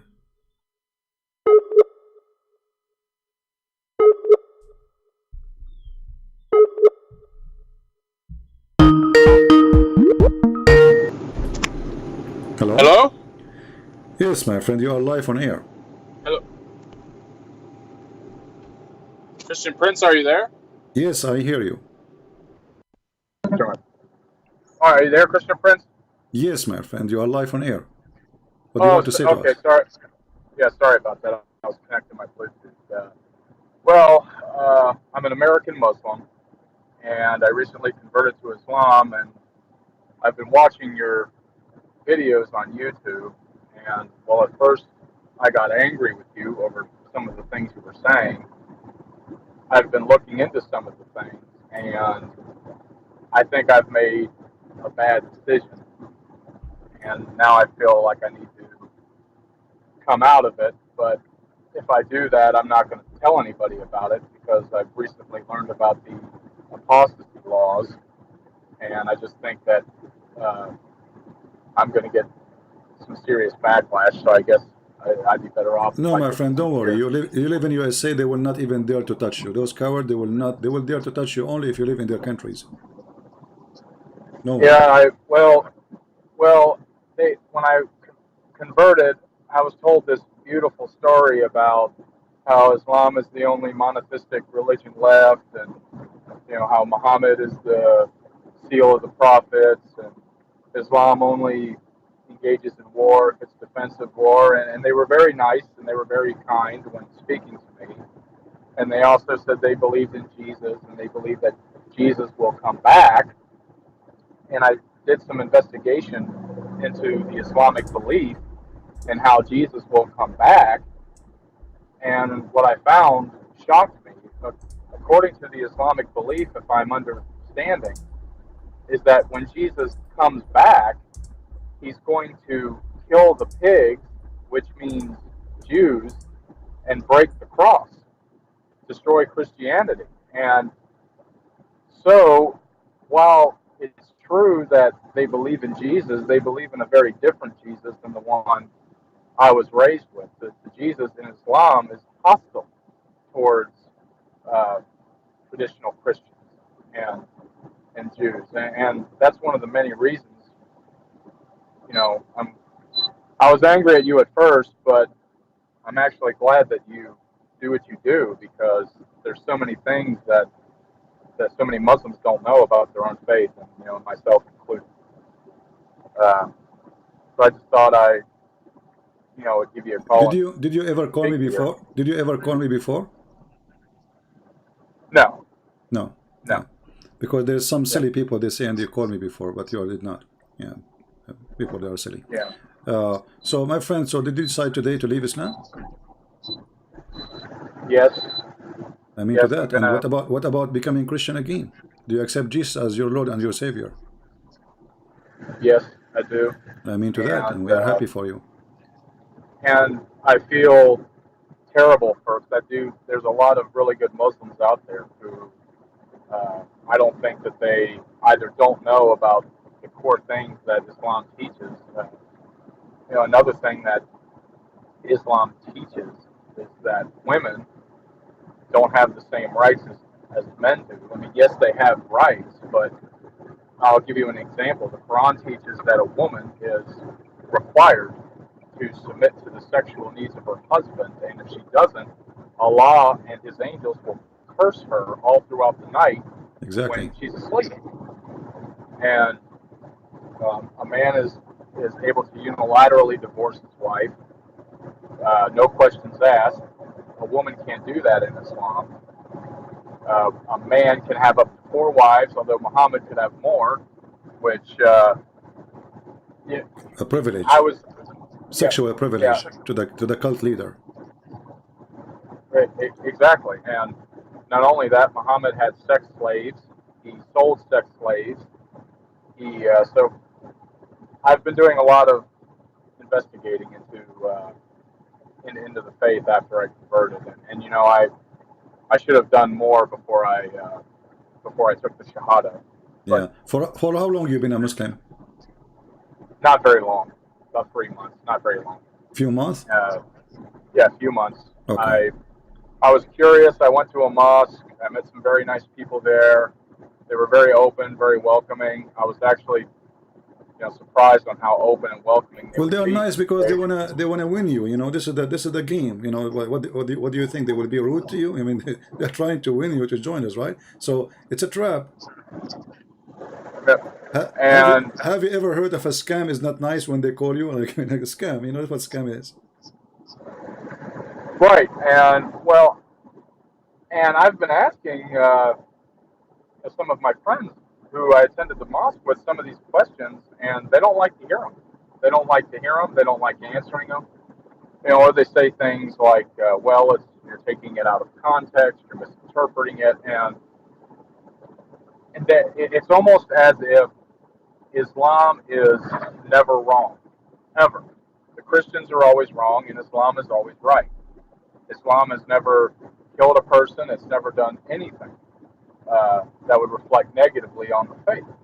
And I was also looking into ISIS and other terrorist organizations that have done, beheadings, and rapes, sex slavery, and all of these things. And I thought, before I converted to Islam, I thought, well, that's not real Islam. I thought, most Muslims don't do that, so that's got to be a perversion of the faith. And what I found was Muhammad, during his lifetime, beheaded several thousand people during his political campaign after he went from Mecca to Medina. He then became a politician and a jihadist, so he switched from religion. He turned to politics, and his favorite method of execution was beheading. That was his favorite way to. Actually, his favorite was a crucifixion and putting nails in the eyes and cutting hands and feet. Oh, yeah! Wow, what a good trade-off. Yeah, this is his favorite, and this is actually in the Quran. So, and Muhammad, he practiced that. He put nails, he heated nails, and he put them in the eyes of those people who oppose him, as we can find in the And with his wife, I also found out that with his wife Aisha, part of how he got Aisha to marry him was he and Aisha tricked Aisha's uncle. Not Aisha, Khadija. Oh, okay, right. Well, they tricked him into getting Muhammad to marry him. Right. They tricked him while he was asleep, and they put ceremonial marriage robes on him. Yeah, they made the father drunk. And they changed his clothing. And then when he woke up, they told him, "You married me to this guy," but he said, "No, I did not." So it was a fraud. Right. Yeah, and this is telling you the quality of the wife and the husband. And so at first when I was watching your videos, I thought that you had I thought this guy's just got a real beef against Islam, and I thought a lot of the things you were saying were nonsense, but at the same time I couldn't put down your YouTube channel. I just kept listening, and so I did some investigations, and so much stuff I found out since then. So for how long you are listening? For how long you are listening to my channel? A few months, 2 months. Okay. I listened to it 30 days after I converted to Islam, and you were doing a video about what was it? You were debating a Muslim. I think his name is Ibn Farouk. Was his name? Ibn Farouk. Okay. Ibn Farouk. Well, you were debating him, and I think he was using a fake name. Okay. And when you were debating him, you guys were talking about when Adam sinned in the garden, and you were discussing whether or not angels had the ability to lie. Correct. You were saying, tell me these things if you are true. I can't remember exactly, but I'm sure you remember the one I'm talking about. Yeah, tell me the names of those things if you are truthful. Right, and so I really liked Ibn Farouk, and I still do. I mean, I don't think he's a bad person. And so I looked into... He's a liar. Well, how he can be a good person? He's a liar. A person, he keep lying. He cannot be a good person. Right. Well, I think a lot of them do, and that's another thing. The Yeah, Islam so teaches a thing called a good person, he don't make religion as a business of lying, because supposedly you are following God, and the one who is religious is the last one to lie, right? So when the one who is religious is lying, so what kind of religion this religion is? right. And another thing, you know, because I was a Christian before I converted to Islam, and what's really alarming to me is when I look at the Quran and the things written in the Quran, and then I look at what the Book of Revelation teaches about the end times, about how people who worship the image of the beast, which I now firmly believe is the Kaaba in Mecca, is the image of Allah, which, you know, Muslims refer to as Yamin Allah, the right hand of Allah. I believe what the Book of Revelation is talking about is it's an image in the desert that that the majority of the world would covet shortly before the return of Jesus. And it talks about how Christians will be beheaded in the last days, how there'll be massive persecution. And I looked, another thing, what most people don't understand about Muhammad was after he died, his caliphs, Abu Bakr, followed by Umar, followed by Uthman, they conquered a quarter of the world's population in a span of, I think it was 40 or 50 years. They conquered most of North Africa, the Middle East. It used to be Christian before Islam came out of Arabia. But as soon as Islam came into the world and the caliphs came into the world, they immediately began attacking their neighbors to the north, south, east, and west in all directions, and it's still going on to this day. So when people get upset when they say that ISIS is not the true Islam, I can tell you right now that as somebody who, at least, you know, until most recently was a Muslim, even for a short period of time, ISIS is practicing the Sunnah. They are practicing the core teachings of Islam. 50 years after Islam was born, over 90,000 churches were destroyed all throughout the Middle East, going towards Persia, and all throughout North Africa.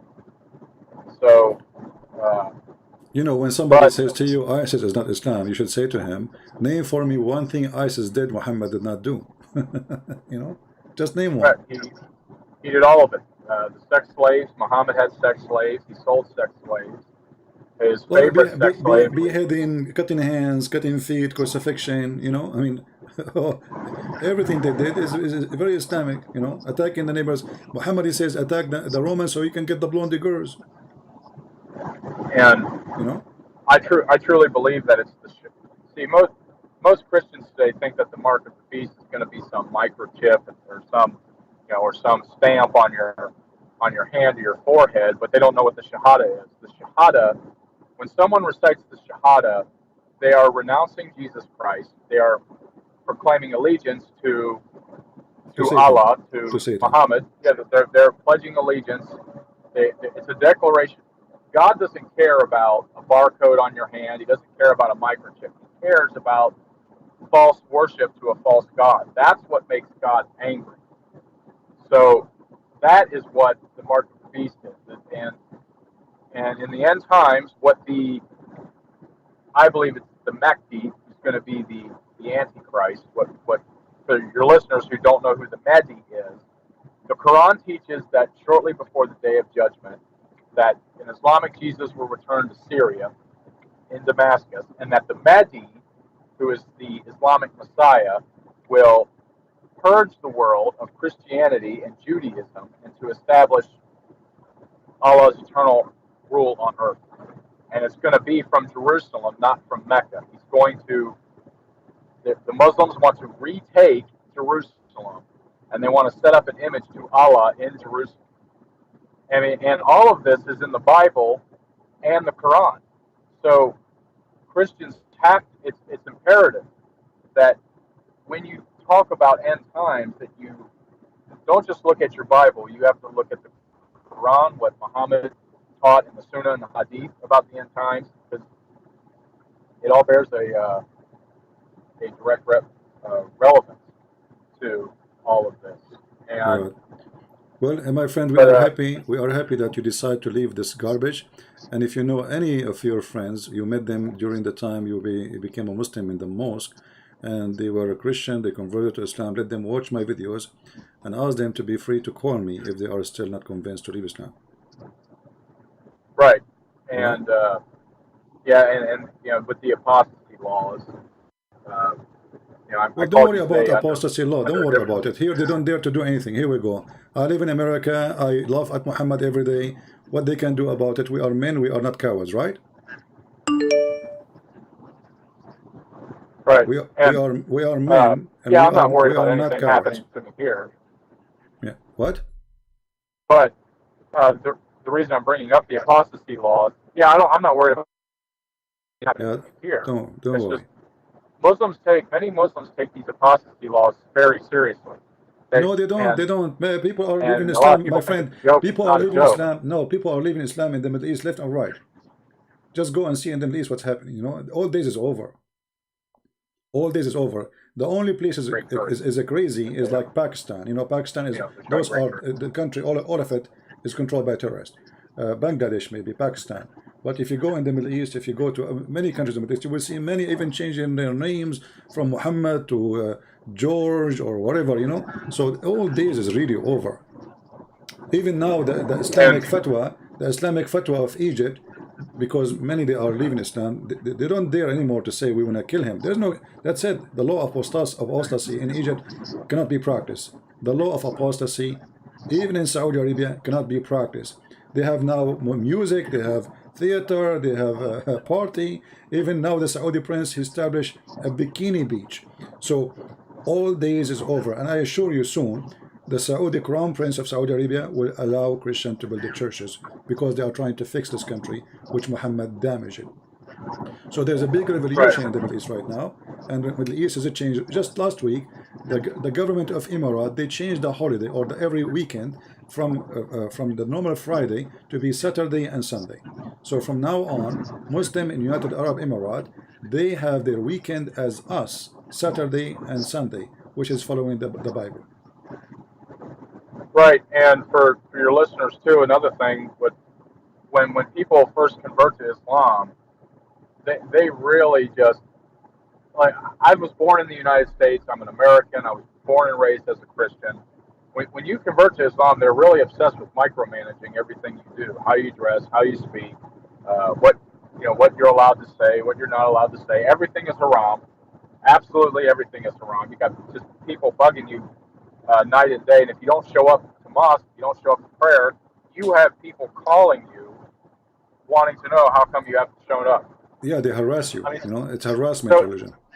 They're trying to intimidate you too. They try to intimidate you to tell you we are watching you in case you do not know.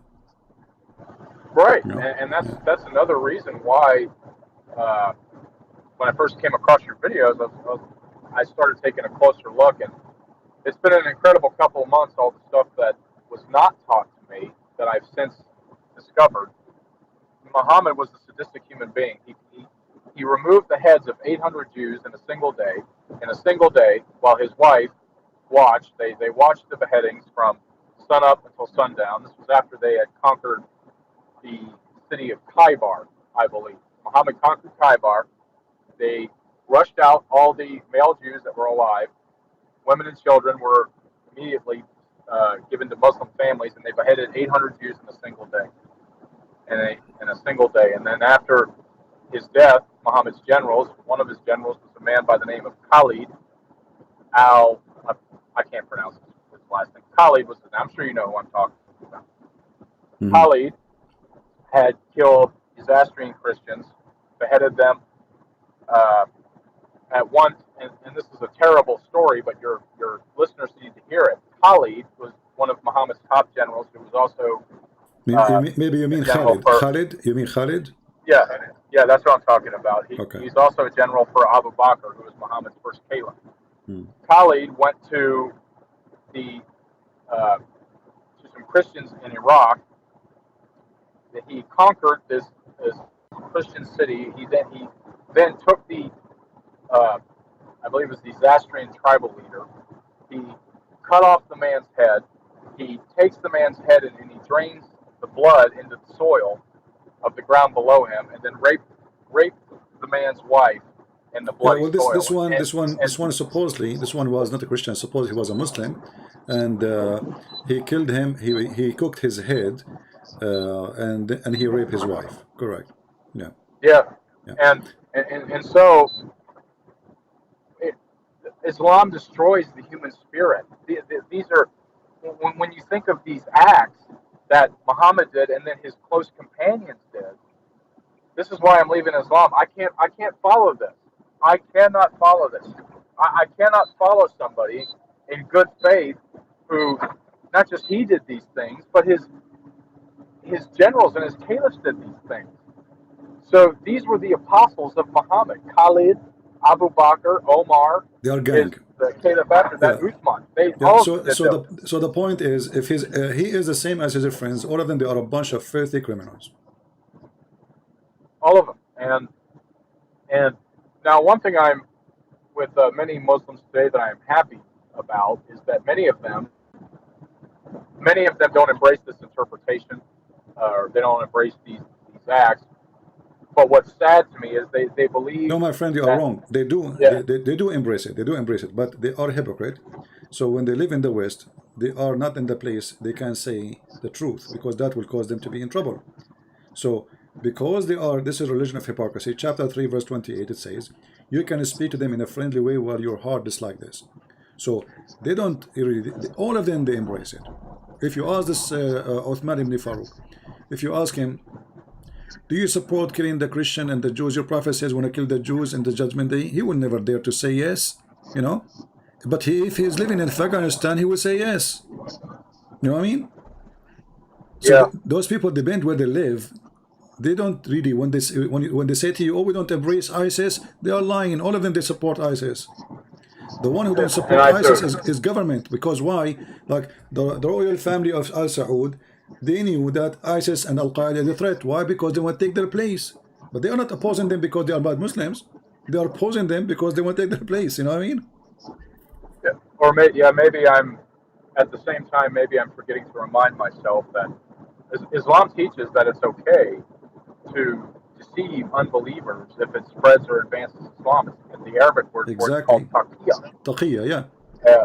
Or hudna. Hudna is another word. Taqiyya, chapter 3, verse 28.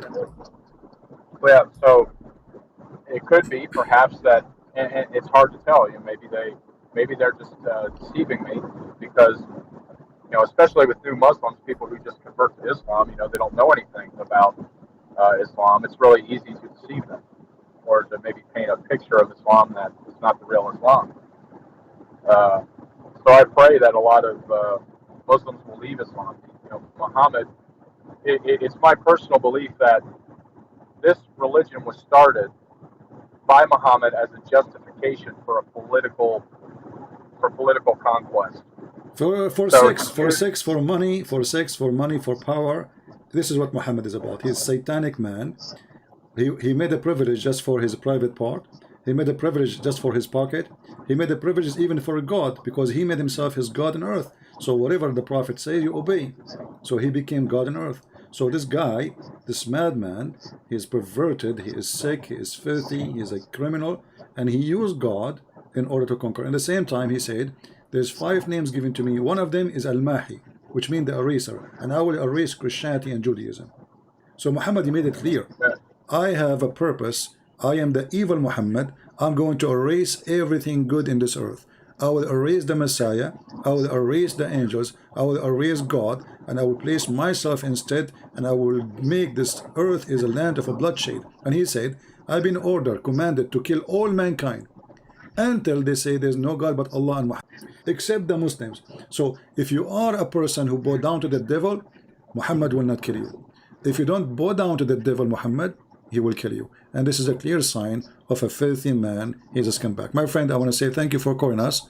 We cannot keep you for longer, but I'm glad that you decided to leave Islam. And I hope maybe in the future you can call us to share more stories of your experience.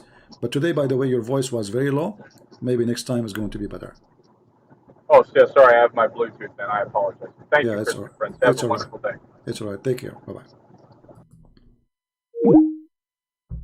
So here, actually, I would like to hear this gentleman again calling us, because we want to learn from him and those who left Islam how the Muslims even got to their head. So I hope in the future he can call me, and I'm telling him from now he can call me. So Christians can learn how the trick work, how they got into your head, how they fool you, how they lie to you. And you know, all of us, we do make mistakes.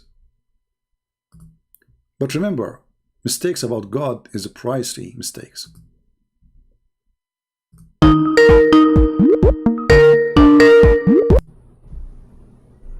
Hello? Hello? Yes, Shazi. Did I say you can call me now or not? No, you did not say, right? I did not say that. No, sir. Is it okay? Okay, what do you want to say? Go ahead. Okay, first of all, I just want to say that we had a very good conversation. I learned a lot from you last time. Okay. And I'm grateful for that. And number two, your followers, the people on chat, they were mocking me and they were cursing me. And that's not the right, I believe that's not the right teaching of Christ. Yeah, exactly. They Yeah, can mock, so they can mock the idea, they can mock the stupid things you might say, but not you as a person. Okay. And they were being racist, and there was an American guy and he was being racist. And I just want to tell this American guy that Jesus was not an American. He was not a white man.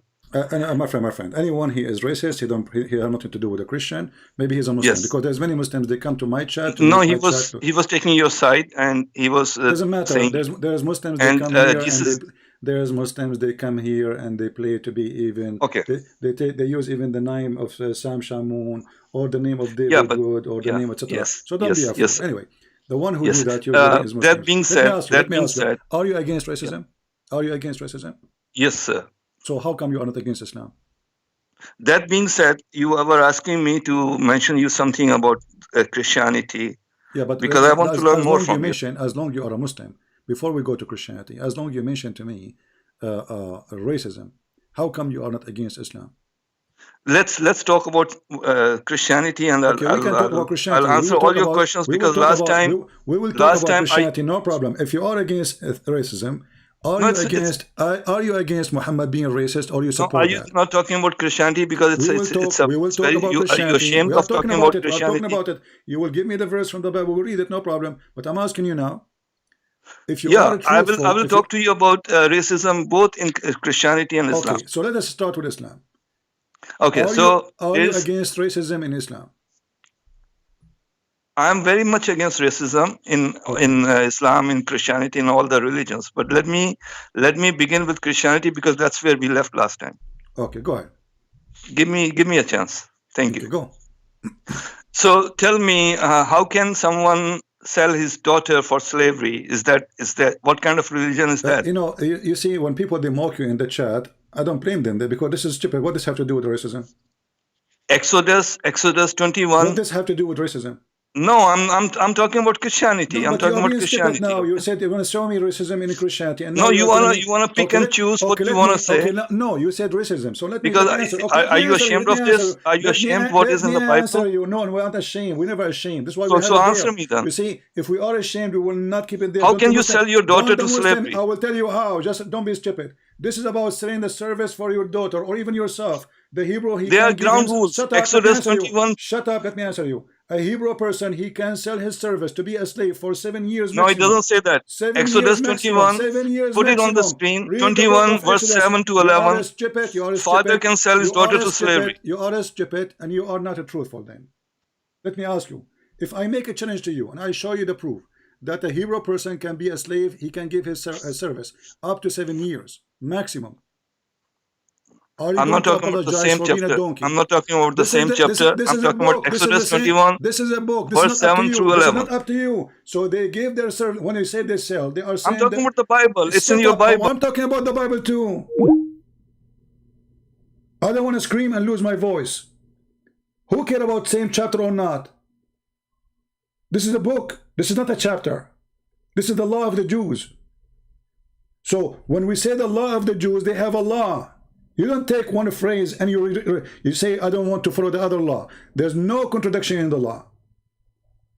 So a Hebrew man, he gave himself as a slave. Those at that time, people, they are poor. The one who cannot make money, he cannot make living, he go to a rich man, he says, me and my family, my daughter, my wife, all of us, we would like to be your slaves. Or if you cannot take us, all of us, well, me or my daughter. So the sale of a daughter here is not a sale, because that person cannot even sell that person. It's a sale of service. Today you sign a contract, you want to work with somebody for a year. So either you want to be a coward, either you want to be a coward, you don't want to listen, and you are a hypocrite. Let me ask you, so are you a person who says, if a verse in the Quran says something, and a verse in the Quran say different, something complete to it, we take only one verse? No, we are not taking only one verse, we are taking the whole chapter. Exodus 21, no problem. verse 7 through 11. Hold on. So can you put it on the screen? Do we take only one chapter, or we take the whole chapter? We take the whole book. So if one chapter, do we take the whole book, or we take only one you're book? cherry picking Islam, but you're not cherry picking Christianity. Are you ashamed of that? It's you who is making cherry for a chapter. Okay, shall I go to another chapter about slavery? Who cares? There's so many. There are tons. There are tons. It's not the only one. You are stupid. You are stupid. You are saying to me, I just answer you, that a person, a Hebrew, he can be serving as a No, I'm talking about a father selling daughter to slavery. This is not the a Hebrew person. This is the answer. I give you the answer. answer. There are ground rules for what the slave should do. Okay, hold on. Let's hold on. So I'm going to ask you right now. Do you Muslims sell your daughter for slavery? No, in Christianity we do that, but not in Islam. We don't sell daughters for slavery. First of all, you eat it. This is not Christianity. This is Judaism, and this is the law of Moses. Yeah, but you're not following. This is the Bible. You don't follow that. No, we follow. You don't believe in that? Isn't it your prophet says this is the law? Okay, what about Peter 2:18? Slaves submit to your masters. Hold on. You see, don't be stupid. That's the Bible. That's your Second Testament. We can't talk in the same time. All right. So, isn't it your Quran says that the law of the Torah was given to Moses? Yeah, but then it was changed. Who changed it? People did. Where? Because okay, let's talk about the Second Testament. Don't. We are following the slaves submit to your masters. Peter 2:18. Don't change, coward. Don't change. One by one. You just said it's changed. How it's changed? I don't know how it changed. Maybe you changed it. No, I don't know who changed it. Why it. your stupid Quran saying? Because you're 2,000 years old. Maybe you changed it. Hold on. So why your stupid Quran saying, I agree with what you have? Yeah, with the original book, we agree with what you have. Okay, what you have, but you say you are going back again to the Bible because you're ashamed of Christianity. Okay, let us see. I talked to you. Okay, let us see. I talked to you for 1 hour only about Islam last time because I'm not ashamed of Islam. No, you are ashamed of Islam and not ashamed of Christianity. I talked to you for 1 hour and you were defeated. That's why you don't want to talk to me. That's why you are hanging up because you're ashamed of your books. Let us see with a shame. You are angry because I wiped the floor with you. You are the one who agreed that your God is the moon god. Yes, so what's wrong with that? What's wrong with that? The moon god means you are worshipping the devil. The moon god is a no, we are not worshipping the devil. We are worshipping God. Read for me in the screen in front of you. You say that you are worshipping a man. Let us see. We worship a man, no problem. But this man is God. Yeah, but so the same way. No, it's just the image. No. It's the image of God. This man you are talking about, he's alive or dead? The man is alive, not God. God is not. God is there. This man we are worshiping, he's alive. So if this man is alive, then are you telling me that the man we are worshiping, is he alive or dead? So you are telling me that there are two gods now? This is not the question. There's a man who's alive, who's God, and then there's God. Abdul, don't be stupid. I'm asking you, the one we worship, he's a man. Why you don't want to talk about Exodus 21, verse 7 to 11? We answer you about it. You are the one What about Peter? What about Peter 2:18? Slave submit to your sister. You are the one who said that the Bible has been changed, so we have to cover that too. We are going. For Matthew chapter 5, verse 28. Anyone who looks at a woman and thinks of her commits adultery. What kind of book is this?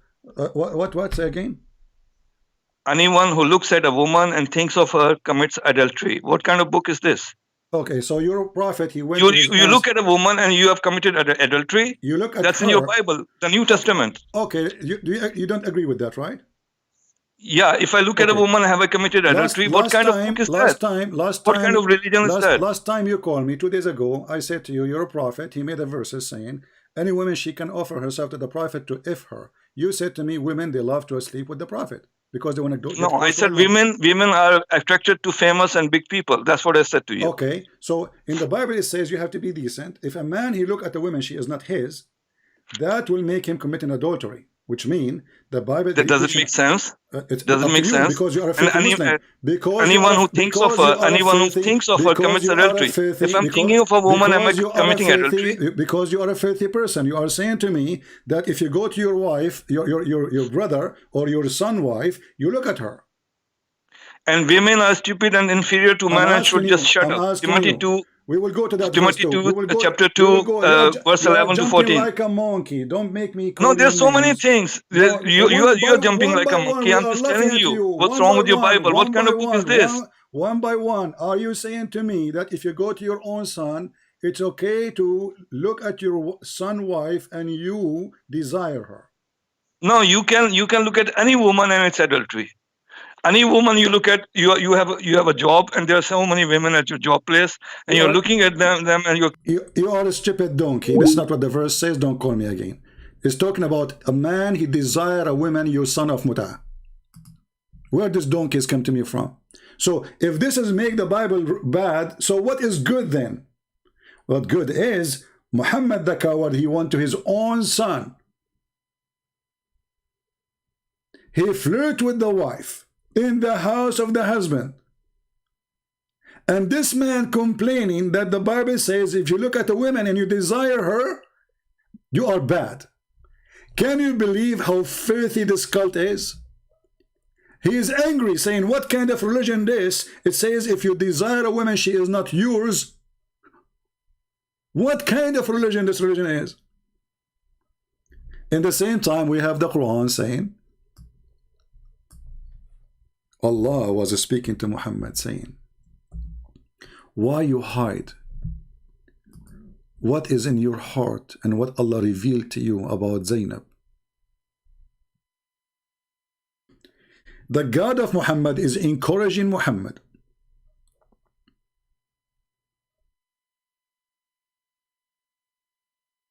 to have a desire to a married woman while she is married. And the story he represents to us, after Muhammad, he went to the house of his own son and he flirted with the wife when she was in the house of the husband. She's not divorced, she's not separated. And the husband, he came back home.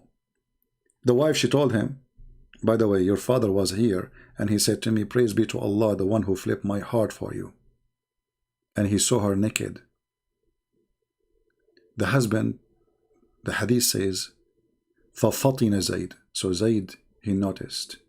Fatin, which means like not only notice, like he got it, you know? So he went to his father and he said to him, Father, this woman, she hurt me. She say she is very proud, she is a bad woman. She always speak to me from above. I want to divorce her. Look at the filthy Muhammad, he says to him, no, don't divorce her. Like, come on. I mean, the filthy guy a second ago was in the house of the husband, flirting with the wife, and when the husband came to him, saying after he heard that his wife already cheating with his father, and he knew that this father will kill him, he's a monster, he's a beast. This father said to him, son, why you want to divorce her? Huh? Why you want to do that? Why you say? I look at the translation here, free the slaves, and you know, why you want to divorce her?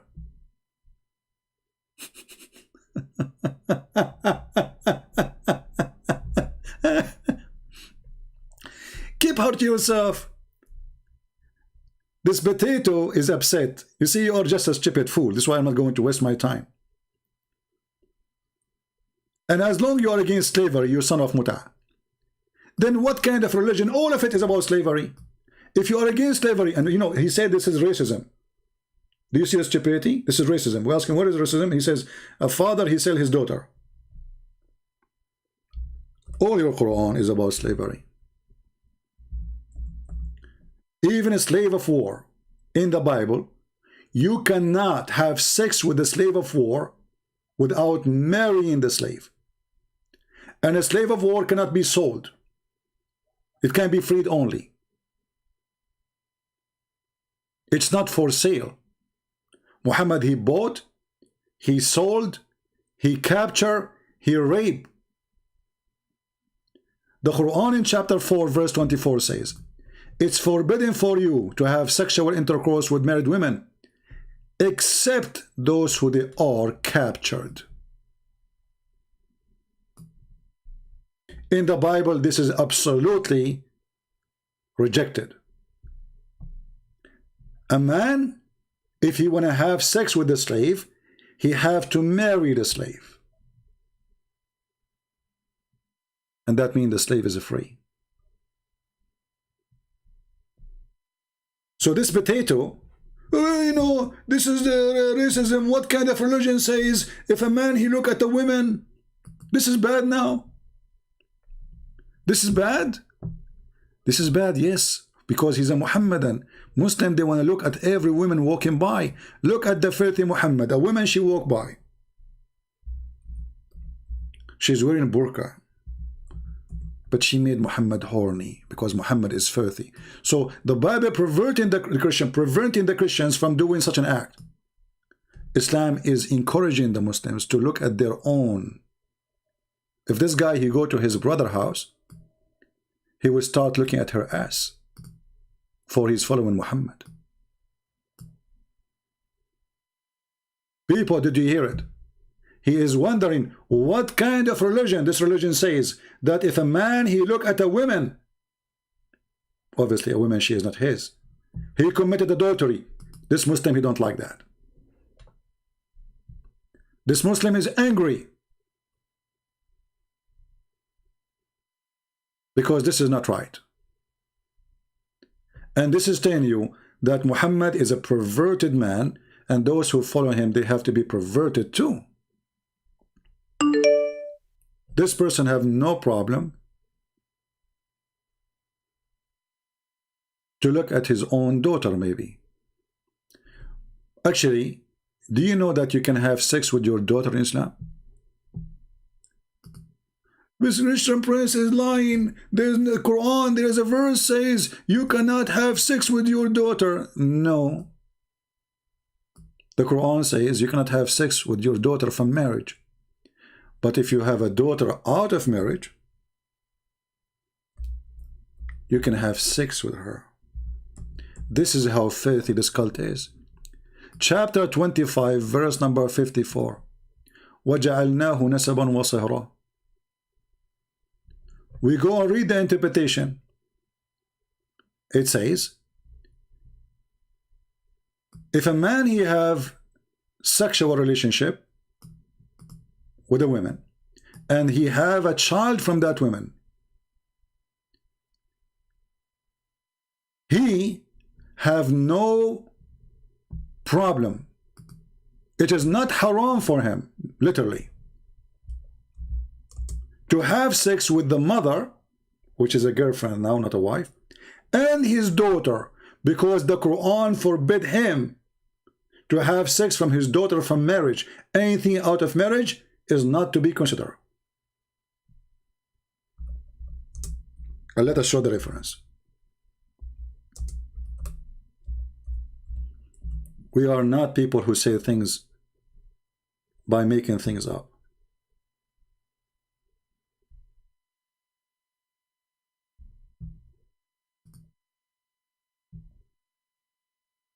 Let us open the interpretation, and you will see in a second how filthy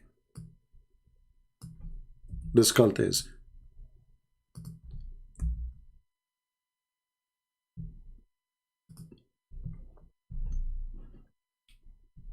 I can't even believe it. There's a certified donkey. He says to us, what kind of religion forbid you from looking at women? She is not yours.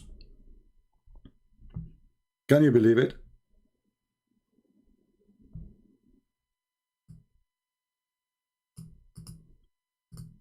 I opened the website of Saudi Arabia. Is not working. Let us try their website.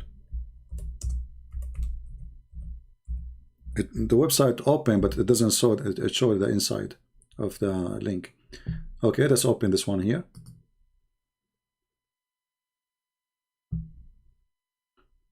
This is Tafsir al-Qurtubi. This is Sunni Tafsir. This is not Shia. This guy is a Sunni.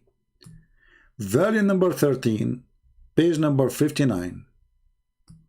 And I'm going to show you the translation in English.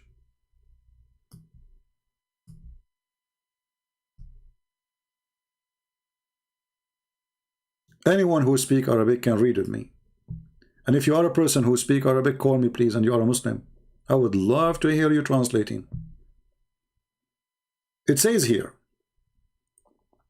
النسب عبارة عن خلط الماء بين الذكر والأنثى على وجه الشرع، فإن كان بمعصية كان خلقا مطلقا ولم يكن نسبا محققا، ولذلك لم يدخل تحت قوله حرمت عليكم أمهاتكم وبناتكم بنته من الزنا لأنها ليست ببنت له في أصح القولين لعلمائنا وأصح القولين في الدين، وإذا لم يكن نسبا شرعا فلا صهر شرعا، فلا يحرم الزنا ببنت أم ولا أم بنت،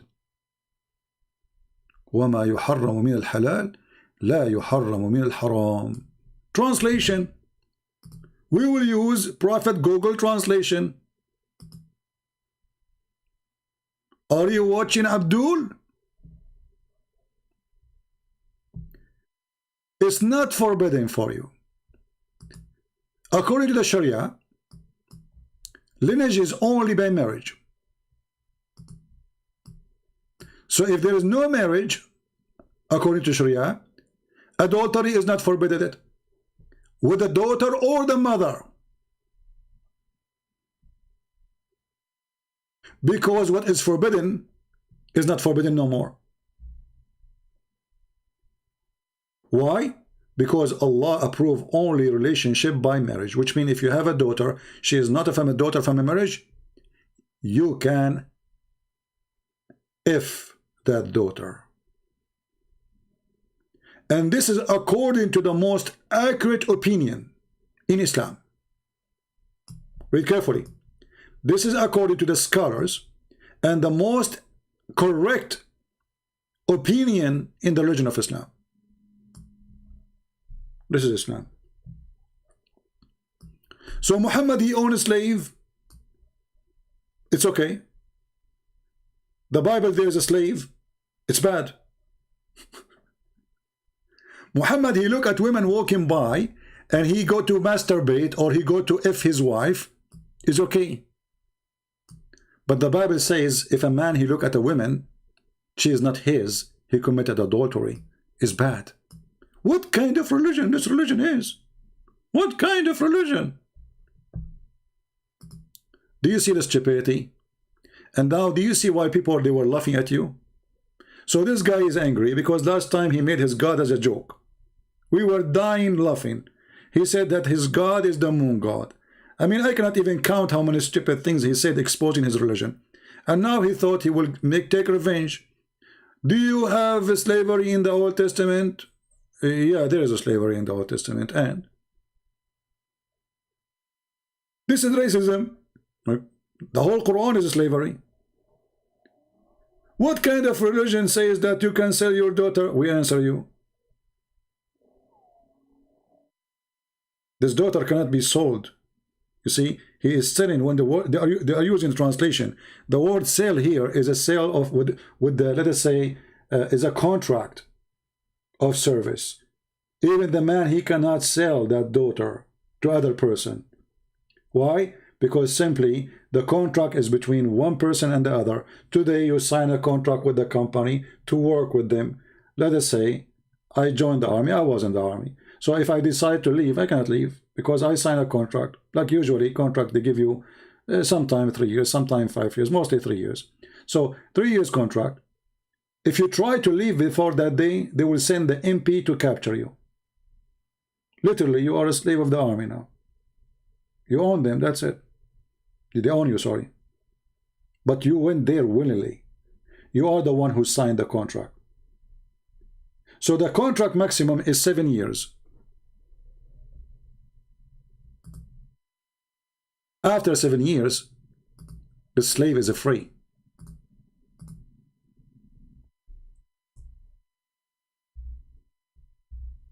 He is not a slave forever.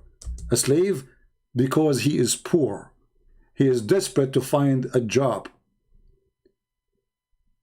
There's no company at that time. You go work, come back to me. Those people, they want people to be there 24 hours. All what they have is either farming or animals. They don't have a corporation of Apple or Microsoft or work from home.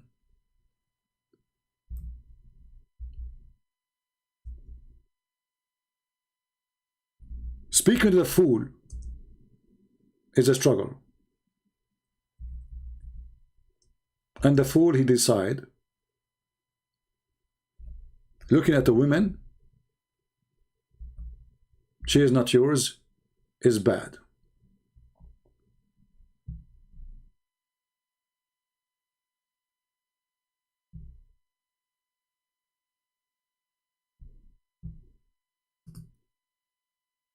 And your guy, you know, he said to us that this is not in the same book, right? Not the same chapter, sorry. But this is the same. He is just a donkey.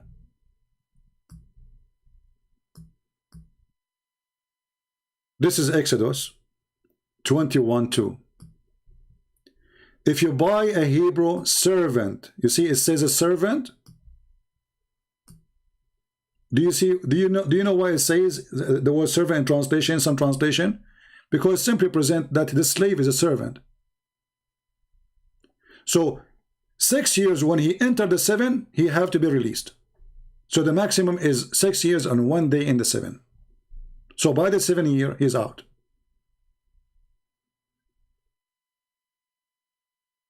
So this person, when he sell himself to you, he's buying from who? He's buying you from yourself. You need money? Why I want to give you money? Okay, I will give you in return to be a service for you for a year. Depend how much money is. But the maximum is total of 7 years by the end of the 6.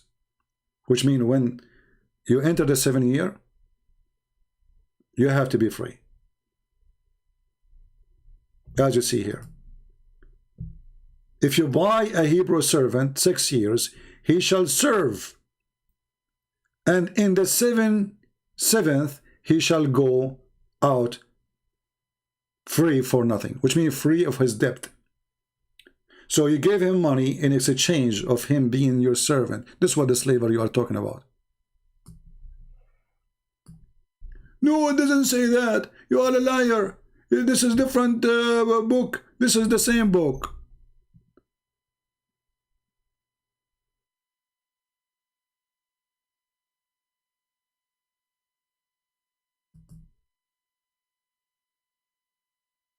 Do you see how they are angry with foolishness?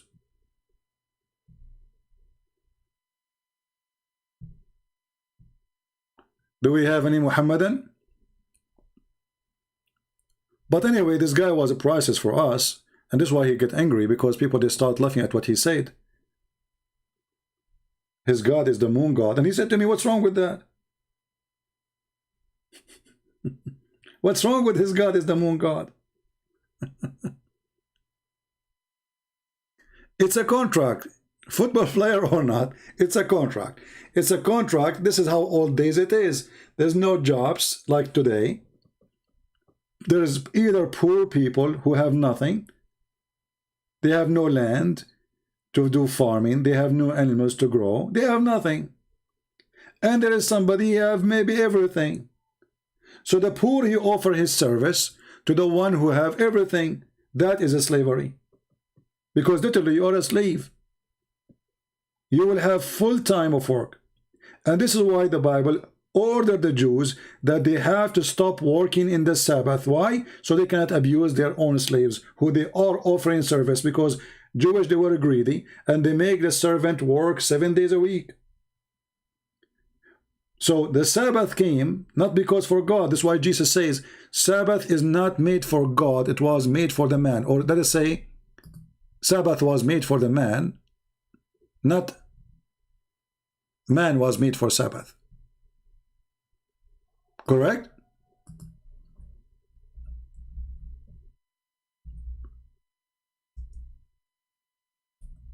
Let us pull the verse. The Sabbath, which is made for the man, God do not need a Sabbath. God do not need a Sabbath. It was made for your benefit. And here you see how Jesus, he was always amazing with his wisdom. The Jews, they worship the Sabbath, but they forgot that Sabbath was made for the man. It's not made for God. What God will do with your Sabbath?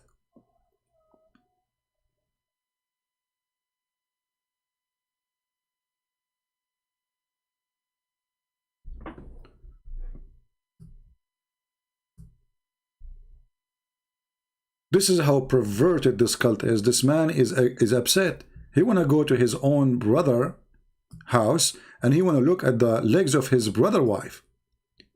What kind of religion says if you look at the women, you commit adultery? In the same time, Muhammad, he said that adultery is the destiny of Allah. So look how huge the difference between the teaching of the Bible and the book of the devil Muhammad. According to Muhammad, verily Allah has fixed the very portion of adultery which a man will indulge in, and which he of necessity must commit.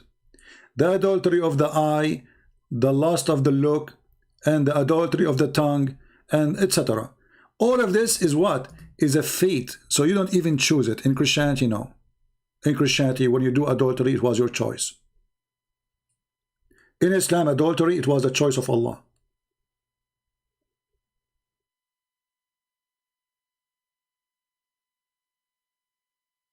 Do you see it, people?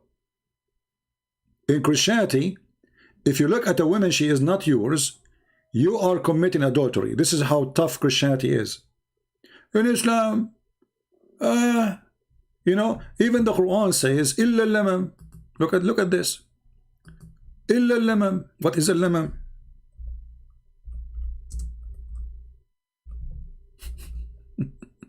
What is the heck? What the heck is that? You know, if any Muslim want to call us and tell us what is a lamam?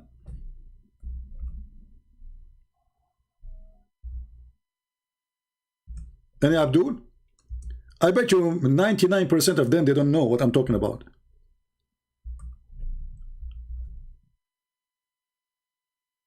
Any Abdul, he knows what is a lamam mean? They have no idea. How they will know? A lamam is, you go and you do have sexual relationship with the women. You touch her, you play with her private part, she play with your private part, you kiss her, even if you have intercourse but in the wrong location. That is a lamam. This is not a big sin in Islam.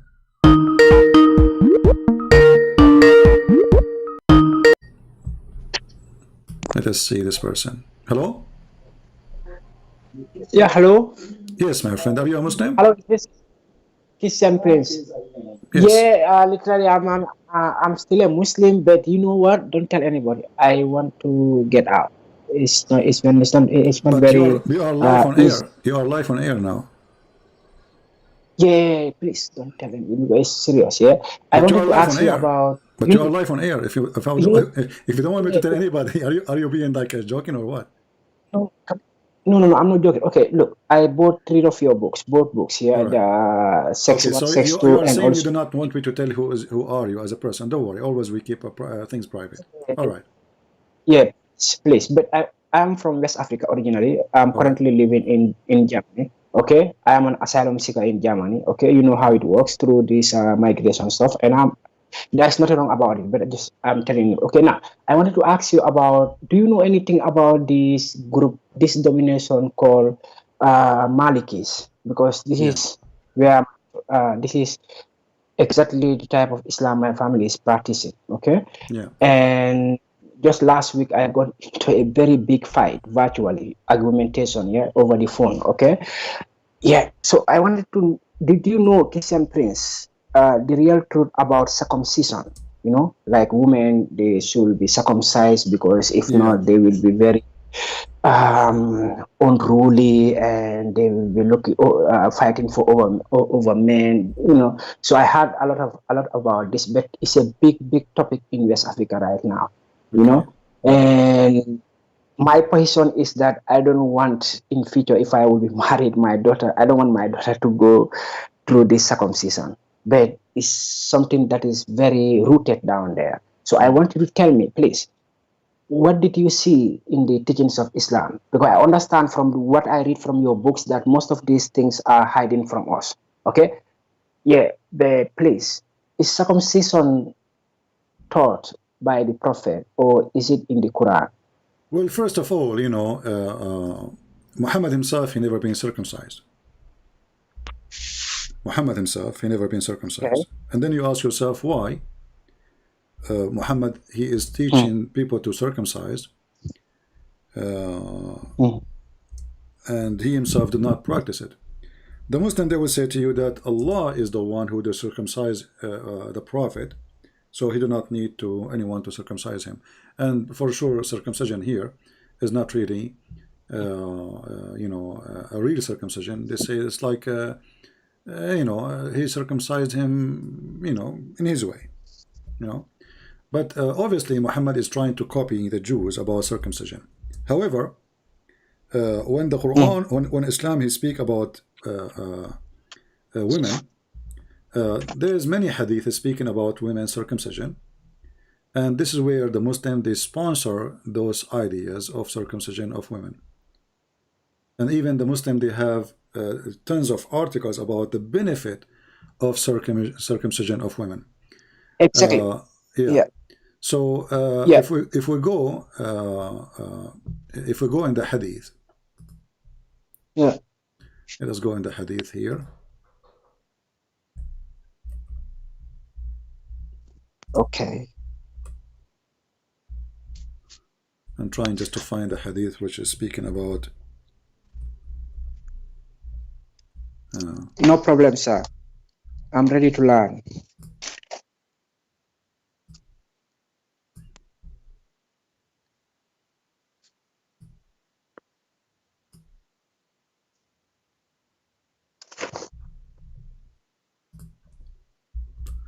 Let us see if we can find this one in English. Here we go. Okay. So this is a hadith about Muhammad, about Muslim women. They are practicing the circumcision for women, and then they were cutting too severely. You know, they are really, you know, hurting those girls badly.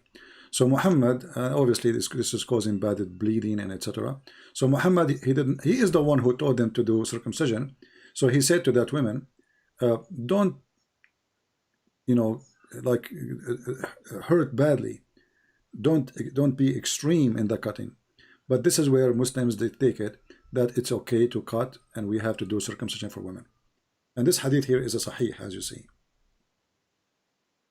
Wow. So if there is a big scholar right now in West Africa, specifically in the Senegambia region, I still don't want to tell you where I come from, but Senegambia region might give you an idea. Okay. And this guy studied from Egypt or somewhere very close to that area, but he recently sided with campaigners from the West, okay, who are trying to outlaw, okay, this female genital mutilation. And this scholar also says that the practice of female genital mutilation is un-Islamic. It's nowhere in the Quran. But me having your book and listening to some of your videos for 2 years now, it seems like it seems like I saw or I heard you saying that yes, there is a hadith that supports something like that, and this is why I called tonight to make sure that I verify this. Yeah. Well, this is not the only bad thing here, but the question is, you know, there's many hadiths speaking about this. As an example, that the khitan or circumcision for women supposedly is to control the sexual desire of the women, so she will not feel horny. And this is mean that only Muslim man he can enjoy sex, and Muslim women she should not enjoy sex. And actually, this is why you will see that the wife of Muhammad, she's obviously being circumcised, and she never have orgasm. So if we go and we read here, you will see that the wife of Muhammad, her name is Salama. Okay. She said, do women even have discharge? Do the women even have discharge? And here you ask yourself, why this woman, she don't know what is discharge? And she is the wife of Muhammad, you know? Why she never have discharge? Discharge happened because the woman, she got excited, and if she is not, either the man, he cannot do it, he's not making her excited, she hate him maybe, or the woman, she is circumcised. But we have in front of us the wife of Muhammad. She says, do even the women have discharge? So the wife of Muhammad witness that she is his wife and she never ever had orgasm. And this is also one of the Sahih hadiths. Oh, this is Sahih Bukhari in front of us. Here we go. Hadith 130. Yeah. Does a woman get a discharge? And there is a big question mark. Yes, let your right hand be indoors. Yeah. So if you ask yourself, the Muslims, the Muslims, they say Muhammad was so strong in bed. He, you know, he used to able even to go and do boom boom to all his wives, even his sex slaves, even in hour, which is the word sa in Arabic mean today hour, but today in the time of Muhammad mean like 15-20 minutes. So in 15 minutes, the guy was able to do 13 women, which is impossible. This is, you know, fraud. But you notice here that the wife of Muhammad herself, she never had discharge. So what is the reason? Muslims can leave their comment and they can tell us, is that because Muhammad, he is not good in bed? Is it because Muhammad, he did not even have sex with them? Or because those women, they have circumcision? Yeah. Or maybe she was circumcised. And for me, I told my mom, hey, look, I don't want to marry any woman who is circumcised, okay? So I will go for these women who are not circumcised, okay, so that I can enjoy and they will be enjoying. And he said, no, this woman will leave you and you will never be a happy man in this marriage, you know, and I don't want you to come back to me crying, okay? So, yeah, but now that I noted this hadith, and I will take this hadith to this scholar again, okay? Because why you don't call the scholar, let him join us right now? Wow, this scholar is very big down there, man. And oh, I like him big. I will make him small. I promise you. Okay. Do you agree that, you know, if I can establish some contact between you and this scholar? Yeah, just invite him right now. Call him in Skype, or you can call him by your phone. Put him in the phone. It's up to you. No. We are not staying together. Okay. Yeah, but he speak, of course, Arabic, and you are an native Arabic scholar, of course. So you will be able to communicate. He can invite it. Do he speak English? I will have to find out. I'm sure that he speaks Arabic. Okay. So for English, I will first need to talk to this man, and after I will write you through text message, you know, that you know is me. And the second clarification that I want you to make is about this Maliki group. Okay. Yeah, because a student to this scholar also said, yeah, we in West Africa, we are into this Maliki school because it's the authentic version of Sunni Islam, okay? Yeah, and he tried to justify that because I raised an argument that, hey, because he said there was no compulsion in Islam.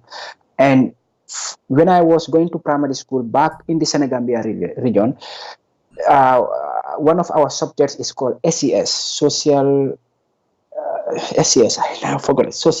Okay, social studies. And in this social studies, we are taught how Islam came to our part of the world, okay, through jihad. It is even called Soninke Marabu Wars. So Soninke is our local language. It only means those pagans. Soninke mean pagans. Okay, and marabouts mean these scholars who know about Islam. So Soninke, the wars between the pagans and the marabouts, and in the school, everybody in that area, you went to school, you have to go through this curriculum. Okay, so I was like, hey, we all know when Islam came to our side, and our people were never before Muslims.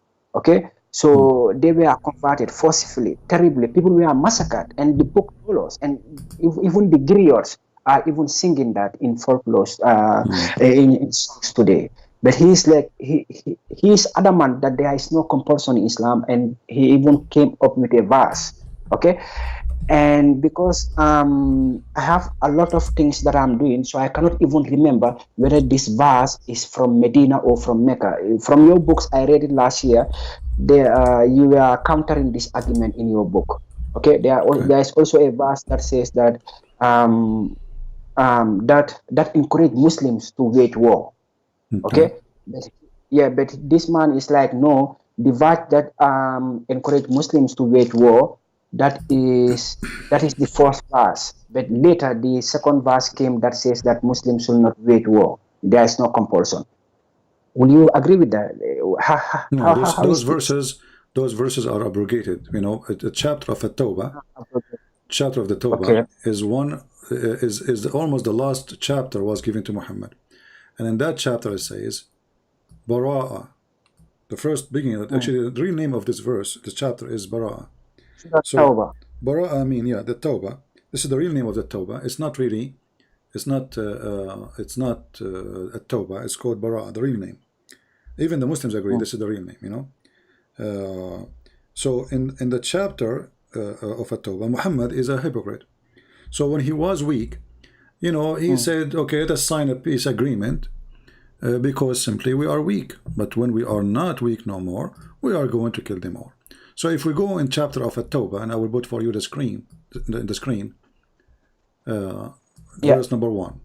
You see in the translation it says freedom from all obligations is declared from Allah and His Messenger. So he washed his hand from all agreement and all what he said before about signing peace with those who don't accept him as a prophet. So go and attack in the coming 4 months and slaughter them all. All right?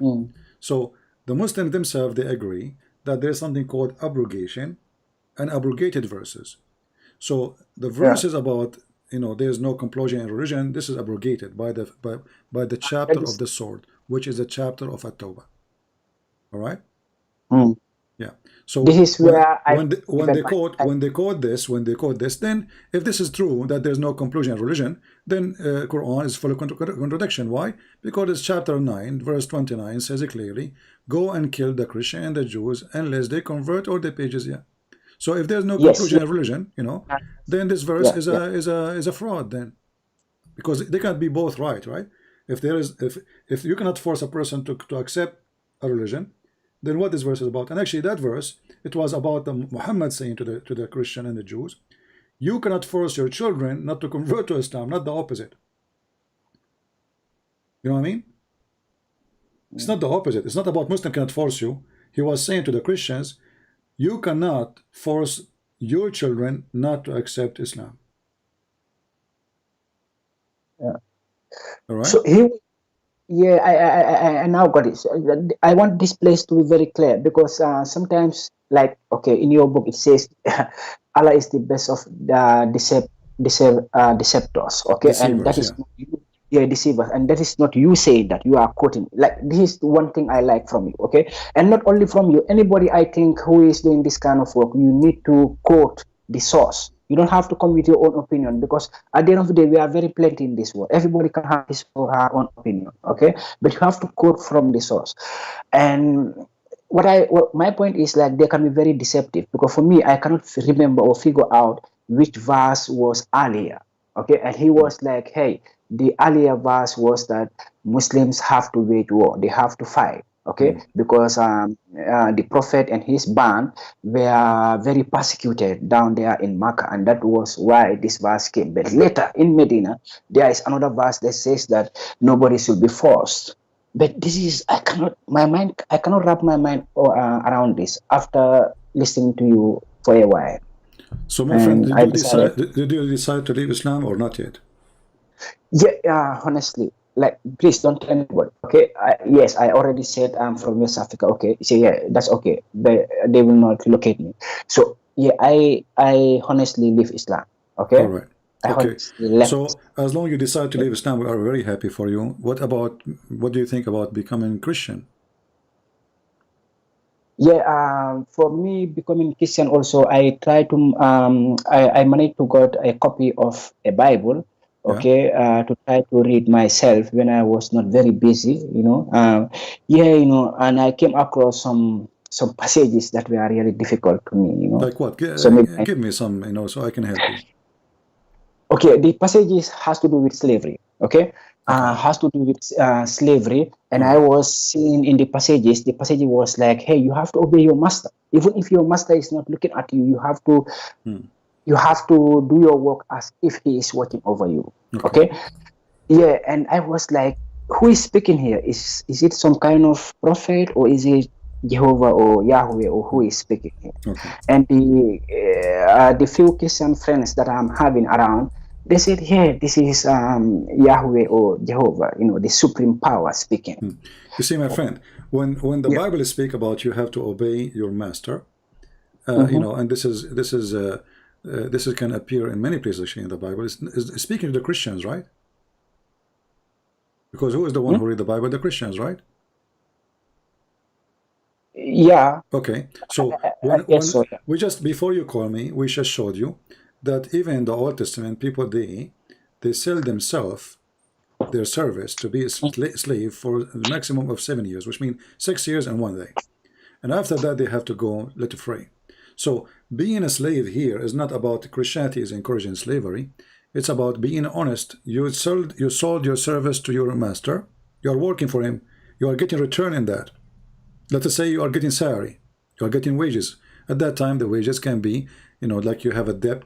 Let us say you borrowed money from somebody. You could not pay him back. You say to him, I want to work for you for equal time of the money.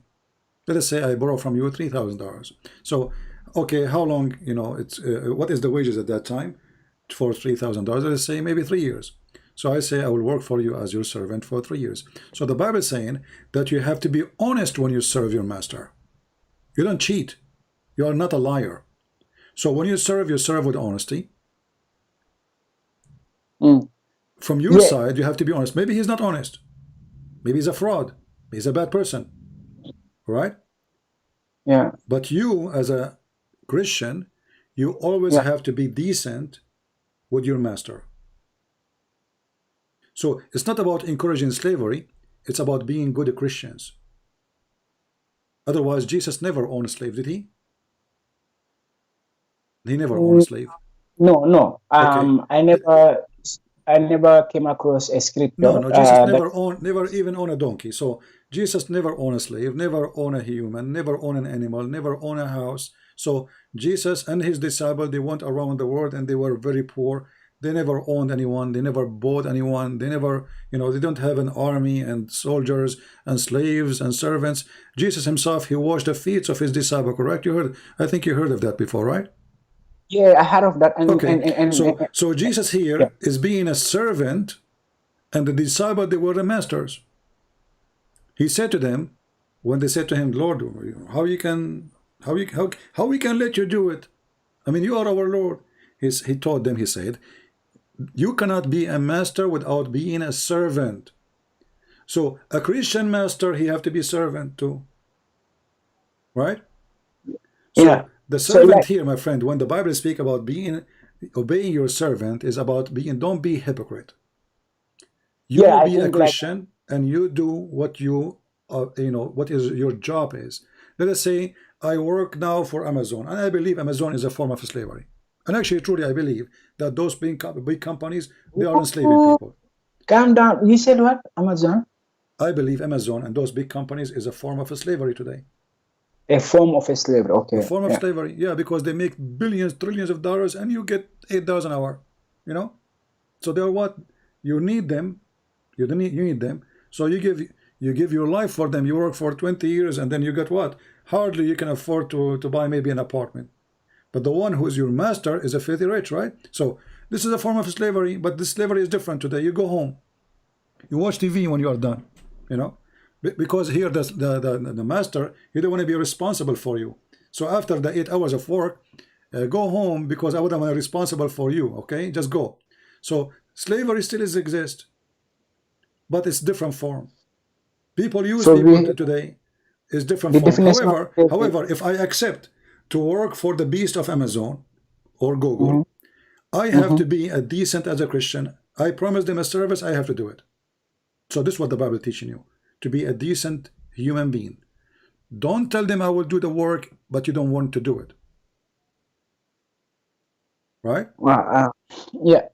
So I think I need to look into this even deeper and check it very well. But for me, like I told you, this was like a shutdown for me once I saw that. No, my friend. Even the Bible, if you go to 1 Peter, it says, "Live as people who are free." This is okay. Live as people who are free, but he is not free.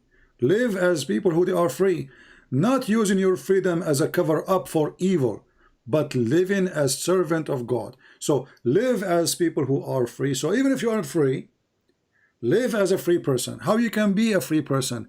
By not being a servant of the devil. So freedom for us as a Christians is to be free from the devil. Okay, I got that. Not really from a master, because a master, you know, it can be a job, it can be a good for me even. You know, I like, let us say I exist now 3,000 years ago, when there's no companies, there's no jobs, there's only rich people, poor people. What I would do? What I would do? I will go to a rich man, I will say, I want to be your slave. At least he will give me my food, I will give me shelter. Otherwise, I will be homeless, I will die in the road. So slavery, if it's about capturing people to sell people, this is a different form of slavery. This is, you are capturing people and you are taking their freedom and then you sell them out. Slavery in war, well, they slave you, like the Jews we heard, as the Old Testament says, that the Jews themselves being enslaved. The whole nation, the Egyptian, they enslaved them, and the Assyrian, they enslaved them too, correct? Yeah. Okay, so the Egyptian are what? Aren't they African? The Egyptians, yeah, from what I understand, during this time they were Africans, and also like the color was not even changed during this time. But the point is, African in the old days is enslaving people too, correct? Yes. Okay, so slavery, it was a behavior, an act of all nations, regardless of the color. Black enslave white, black enslave black, white enslave white, white enslave black. So enslave Asian, enslave Asian. I mean, slavery is all over. However, the Bible, when he speaks about being obedient to your slave, is about being a decent person. Don't go and be a slave of a person and put poison for him, because you are his cook. Christianity is against evil. This is why in 1 Peter says, like, act as if you are free. Act as if you are free, and at the same time, never use your freedom as a cover-up for evil, but living as a servant of God. So when you see the word slavery, ask yourself the first question, how many slaves Jesus owned? And then you will know that Christianity, if a Christianity is sponsoring slavery, well, here we go. We have someone, the Christian believe is God, right? Yeah. Okay, so if now Jesus said to me, hey, Christian Prince, I want you to be my slave, I will say I will be happy to do so. But Jesus still did not ask us to be slaves. He washed our feet. Do you see the point? Yeah. So Jesus and he is God. Jesus and he is God. He came to come as a servant for us. But he's God. So Jesus, he washed the feet of his disciples. Why somebody, he believe in slavery, and he have people who worship him literally as God? Why he want to wash their feet? They should wash his feet. He's the master. He's the Lord. But you see here that Jesus is teaching us to be very humble and to be not only down to earth, to be the earth itself. Like, Yeah, be decent. you know, yeah, it doesn't I matter what the quoted, price is. yeah, I quoted the slavery passages that I came across in the Bible, and it was very difficult for me. Okay, and you can imagine, like, people like me, we've had and feel so terribly about when it comes to slavery. So I was not understanding very well, but I thought, like, whoever is speaking here is not making justice, because from my understanding of slavery is that there is no righteousness in this partnership. Somebody just literally taking you, and then you are rendering a service, yeah, and this guy have no sympathy for you. He can even literally kill you anytime. He can do any bad things to you. So you are just a slave. And even your children who are born into the system, they will also be slaves. People have to undergo terrible time. So I was people they do things, but as I said to you, like in the book, in the Bible, it says there's no neither a Jew nor a Greek nor a slave nor a free, for all is one in Christ Jesus. So the Bible teaching us that all of us, we are equal, and this is in Galatians 3. All of us, we are equal. There's no black, there's no white, there's no Roman, Greek, and there's no Hebrew. There's no Asian, there's no white man, there's no African, there's nothing. All of this will disappear with Jesus. So Jesus, my friend, will destroy racism, not only slavery. If a person is a true Christian, he cannot look at you down because you are black. And if a black person is a true Christian, he cannot look at a white man down because he's white. Why? Because Jesus, God, he loved the world. He sent his only begotten son. He loved the world. So you are from Mali, I am from the Middle East. You are African, I am an Arab. But I believe Jesus, he came to me the same as he came to you. He did not come to the white. He did not come to the black. He did not come to the Asian. He came to all of us, for God, he loved the world. So my friend, according to Jesus, you are being loved and you are a child of God. And Jesus, he loves you. This is why the Bible make it so clear. For all of us, when we are baptized into Christ, we have the clothes of a Christ. So I invite you today to accept Jesus as your Lord, so you can receive the baptism, and you can be, me and you, we can be free forever from the slavery of the man and the unjust of a human being. Because in the heaven of the Lord, there's no unjust. In Islam, Allah will give you 80,000 child as slaves, endless numbers of females as sex slaves. Even in the heaven of this garbage religion, there's slaves. With Jesus, he and she, they will not be married. They will be the same as angels. So what Jesus meant, that when you are a Christian, you will be free like an angel. He will free you from everything, even from your needs. You do not need food. You do not need sex. You don't have a master. You don't have a slave. You do not desire anything evil. So Jesus, he free you. Muhammad, he enslave you. So I'm asking you now, my friend, would you accept Jesus as your Savior?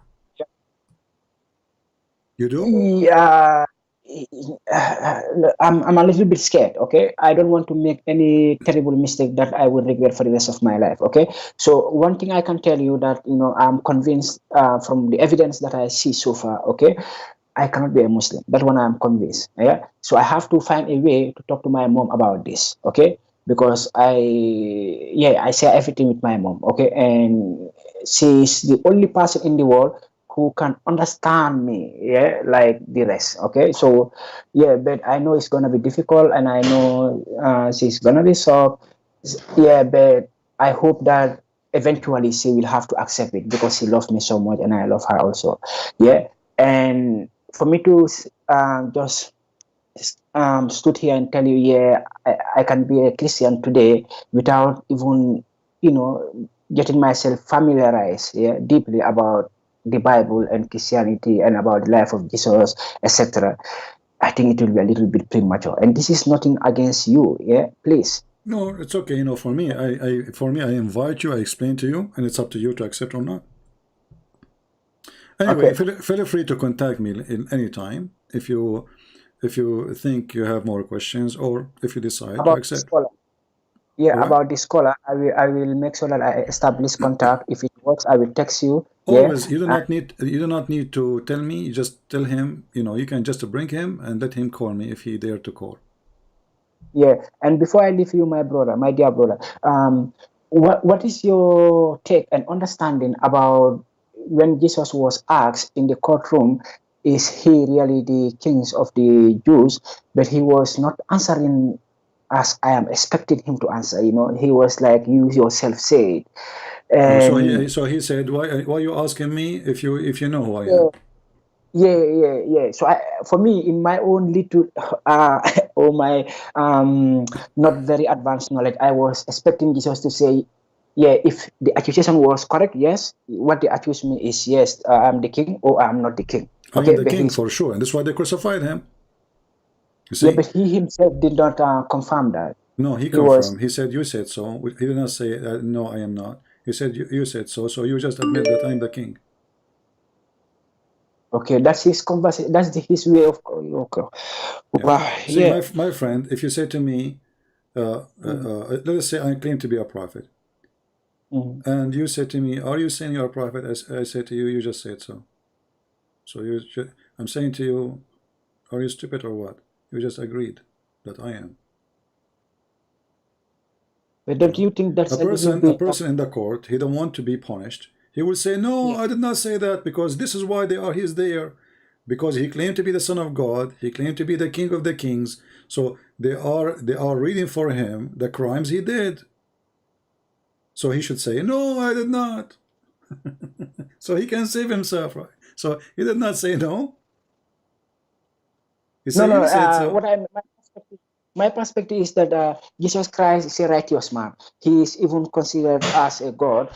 He have no errors. So I was expecting him to say, yes, I'm the king of the Jews, because at the end of the day, He he said that has nothing already. to lose. But Jesus did not need to say what he said a million times. The whole idea of him to be there is because he claimed to be a person who forgives sin. The Jews, they said to him, who is the one who forgives sin? How you can forgive sin? Isn't it only God forgives sin? When Jesus says, before Abraham I am, before Abraham I am, he is claiming to exist before his birth, right? Yeah. Okay, so before Abraham I am, that's mean I am not like you. I am exist since the beginning of time. When Jesus says, I am from above, you are from below. Well, what does that mean? Yeah. There is somebody from above except God? So you are from above, I am from above, you are from below. Do Jesus need to repeat that again and again? So they are taking him to court for a very simple reason. Because of all those things he said, not only one thing he said. All of them is a crime according to the rabbis, and he have to pay for it because he claimed to be God. King is not a big deal. I mean, being a king or not. And Jesus obviously is not being a king as a normal king of today. The Bible is speaking about him, the one who will come and he will be, he is a king of the kings, not a king, So the king of Israel is not about being a king of a nation called Israel. It's about the king of all mankind, not a king with the, he have a throne from the Roman. If the Caesar of the Roman, he like Jesus, he say, okay, you will become the king of Jerusalem. I will make you a king. Go ahead. But that will not make Jesus God. Right? Yeah. When I was seeing these passages, I was like, oh, the politicians in Israel during this time, they were scared that Jesus will overtook them or overthrow them, and this is why this question came: is this accusation correct that you are the king of the Jews or Israel? Or I cannot remember the exact wordings, but it's like this is what he was asked, and Jesus was not answering like directly. He was like, yeah, you yourself said it, and as a result, he was crucified. So then we can say the crucifixion of Jesus Christ was even legitimate or just there is no problem in that, So what did you think about the crucifixion of Jesus Christ? My friend, the Bible is not a sentence. It's a life story of Jesus, correct? So in order to understand who is Jesus, you have to read what Jesus said, not only one sentence. So like the Jews, they said to him, should we pay tax to Caesar? Should we pay tax to Caesar? Jesus did not say pay tax or don't pay tax. He said to them, show me the coin you have in your hand, you know, in your pocket. Do you have some coins? Show us. So the guy, he grabbed, the rabbi, he grabbed a coin, and you know, he told him, okay, this picture in the coin is belong to whom? He said, to Caesar. So Jesus says, give to Caesar what is to Caesar. So here Jesus did not say pay tax. He never said pay tax to Caesar. He just told them that you are a bunch of hypocrites. You are questioning if we should pay tax, but you are using the money of the Caesar. Because the one who don't approve Caesar tax should not approve his money too. Right? Correct? Yes, good point. Yeah. Yeah. So if I don't agree this guy, he is my king, so why I'm carrying his money? Why I'm carrying a coin, have his pictures? Yeah, maybe because the coins can get you some stuff that you might otherwise not have. So it's maybe selfishness, you know. Yeah, you just want to. It's your interest that if you can use the money to get something. So even if you don't like where the money is coming from, who create the money, but you can use the money to, you know, to gain your own satisfaction in it. But this is me speculating. I don't know if this was their reason. Okay, but your point is well made. You know, if you don't agree with the king, you don't have to do anything that comes from the king. Yeah. I think this is very, very difficult. Like today in the modern world, many people, they don't agree with the politicians. They think, they are like in contravention with what is going on, the regulations. But every day they are taking the Straßenbahn, community train, going to work, coming back, so it's crazy, man. I don't know. But for me, I decided not to be a Muslim. So now it is 2 years now I'm not a Muslim. And during these 2 years, I came across a lot of materials, but the best material that get me what I want. Okay, I have to be honest. Okay, my friend. Anytime, feel free to call me, and I will be happy to take you. All right. Okay, thank you very much, sir. Thank you very much. Thank you very much. We have a Muslim here. He is saying he want to read for us verses from a book, and those verses he is saying. Well, here it says that you can take a slave, a male and female, and you can buy them from other nations. Here we show you how stupid you are, Abdul, the one who is posting for me this comment. The Abdul before you who called me, he says, a man, he is selling his daughter. So I was answering about a man selling his daughter. But we never said in the Old Testament there's no slavery. We are speaking about a man who was selling his daughter. So you are a certified idiot. And look how hypocrite you are. You quote for me the book chapter 25 verse number 44, 46. But why you did not quote the verses before it? The answer, because you are a mule. And you are a hypocrite. We as a Christians, we don't deny what is in our book. It is you Muslims who deny it. And remember, we are comparing what is exist 3,000-4,000 years ago to the mentality of people today. Yet, even 3,000 years ago, if a master, he broke a tooth of his slave, he have to let him free.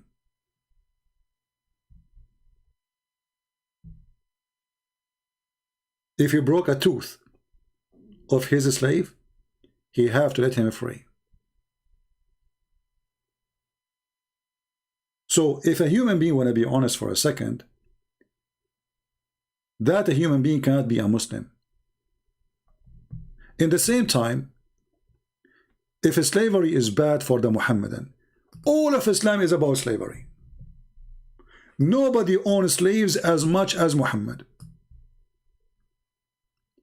The caliphate, one of the caliphate, he have in one palace more than 10,000 women just for break dancing. Not even for cooking, not to serve, just for belly dancing. Muhammad himself, he have tons of them all around his house. Muhammad, he received slaves as gifts. So when you bring us the Old Testament was exist long before the faith in Muhammad is exist. Human being is going forward, Muhammad is going backward. This is the truth. Muhammad is a scam. If Christianity into slavery, then Jesus, why he did not own slaves? What is the problem exactly? Who is holding Peter and Paul and John and all the disciples of Jesus to have slaves? It is the time of slavery. Jesus, who make the blind see, cannot he make money to buy a slave? Let us say he is not God, as the Muslim they claim. Why he don't act like Muhammad?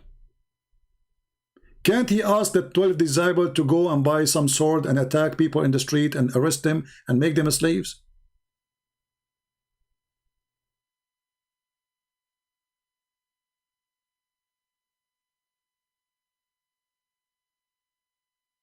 Muhammad even forbid a Muslim man to marry a slave girl.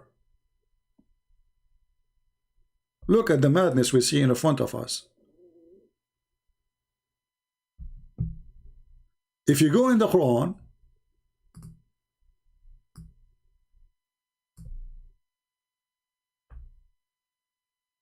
you will see the following.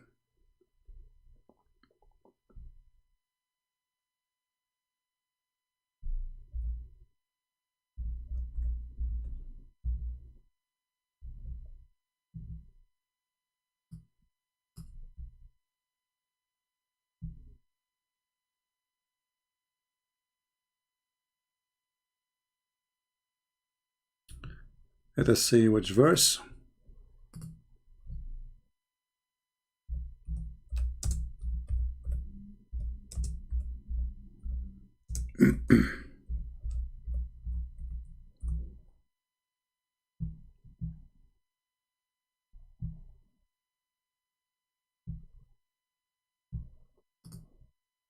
When a Muslim woman, she married her own slave,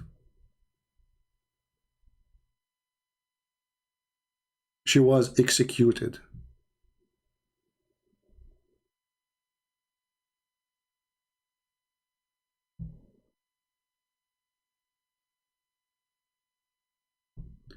Let me try to find the story.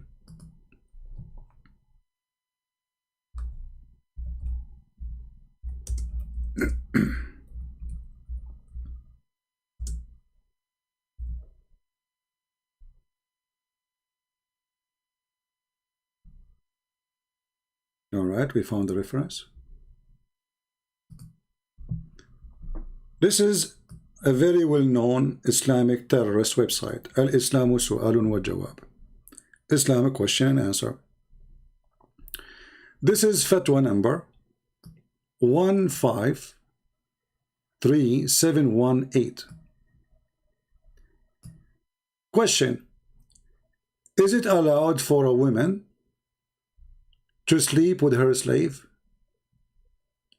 We will find later the answer no. What about marrying the slave? No. Translate. I will use Google translation.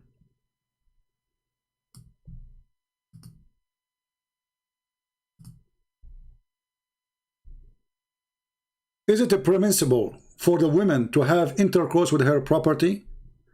They translate the word abd, which means black slave, as a property. Answer: it is not. Okay. Why? Because she is a lady. Okay, we continue. Is it forbidden for a slave to marry his mistress? To marry, not to sleep, to marry. The answer: no. Okay, why a Muslim woman, she cannot marry her slave?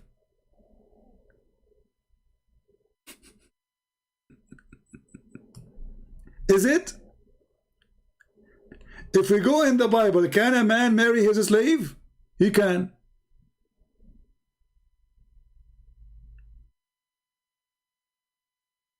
In Islam, you can have sex with a slave if she is a female, but the slave, he cannot have sex with Muslim women, and he cannot even marry her. What if a Muslim slave he married without permission of his master? If he do that, he committed adultery.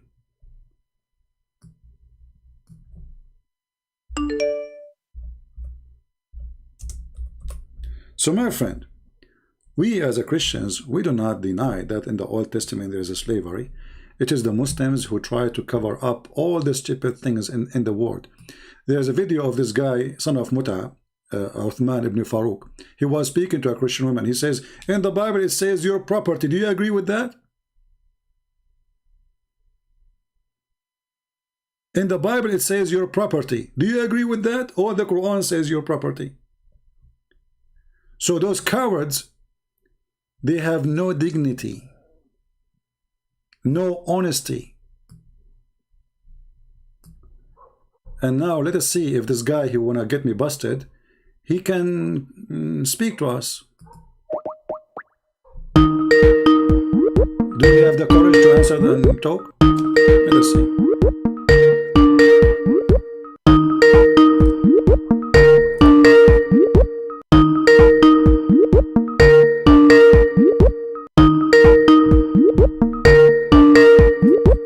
Yeah, text terrorist, you don't dare to answer.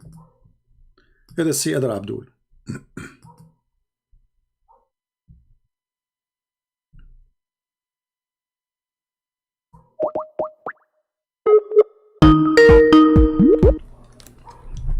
Yes, Abdul, how are you? You are a Hindu or you are a Muslim? I'm a Hindu, and am I audible to you, Christian Prince? So what?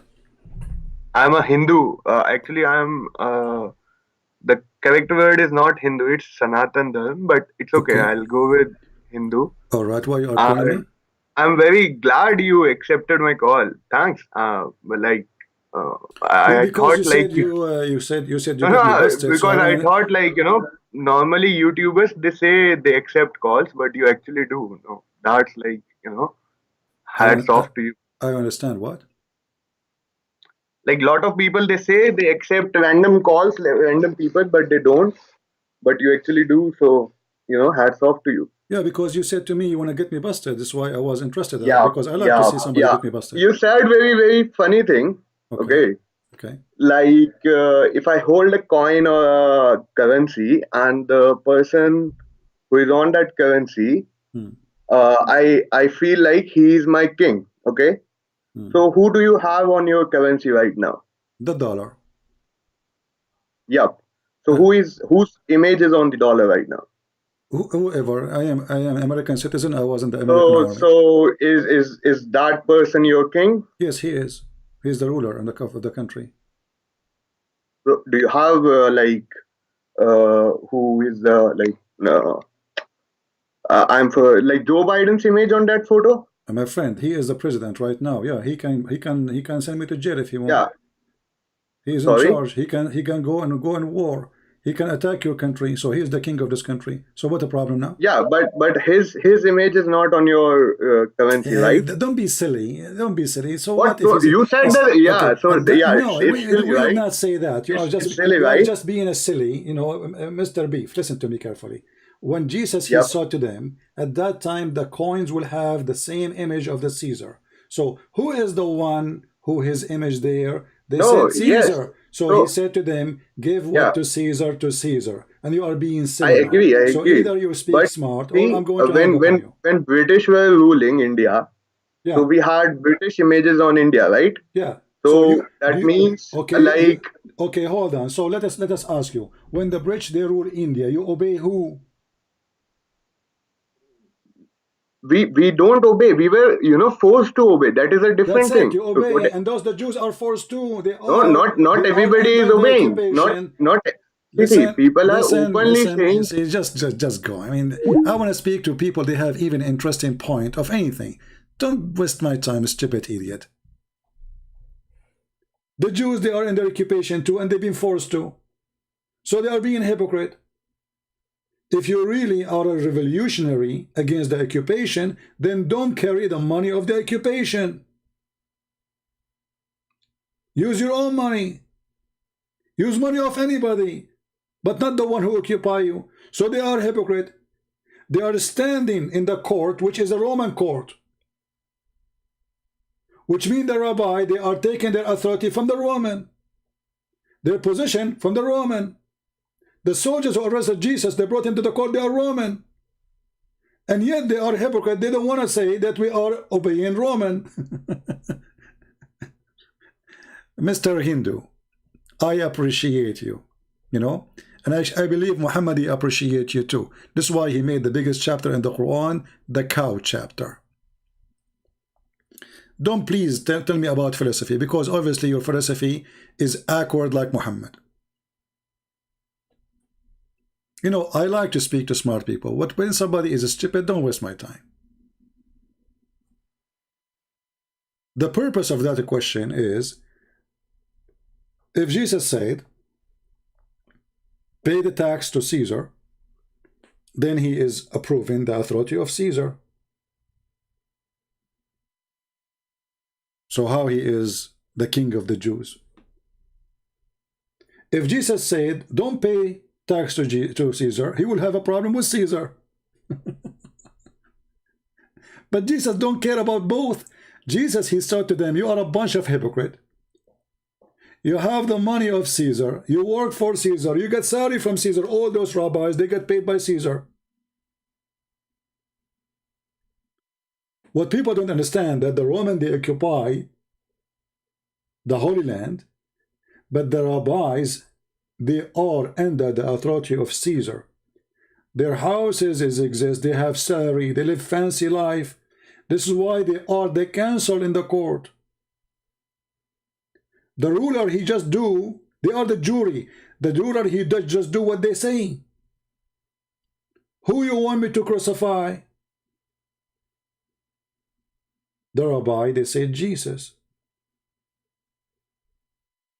So they are there because simply they are employee of Caesar, not only carrying the money of Caesar.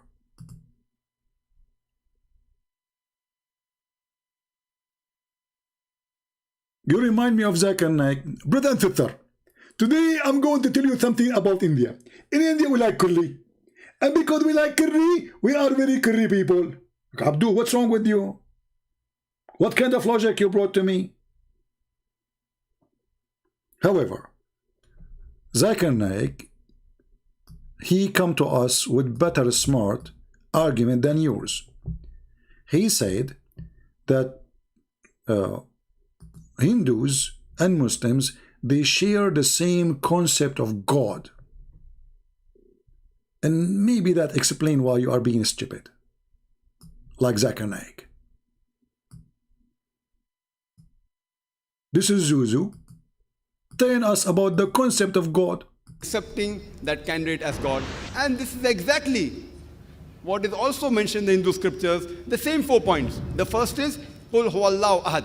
Say he is Allah one and only. Same as Chandogya Upanishad, chapter number 6, section number 2, verse number 1, which says, Ekkam evidityam. God is only one, without a second. The second point, Allahu Samad. Allah, the absolute eternal. Same thing which you mentioned in Bhagavad Gita, chapter number 10, verse number 3, that Almighty God is the supreme Lord of all the worlds. Point number 3, Lam Yalid Walam Yulad. He begets not, nor is begotten. And look at those potatoes. They are looking like, so now we became Hindus. Hey Christians, anytime a Muslim, he says to you, we worship unique God, no one like him, tell him you are a liar, because Zakir Naik, he says that we have the same concept of God. If the Muslim, they say, we are people who believe in the monotheism, say to them, well, the Hindus are monotheists. And this is the video in front of you. Even it's called the concept of God in Islam.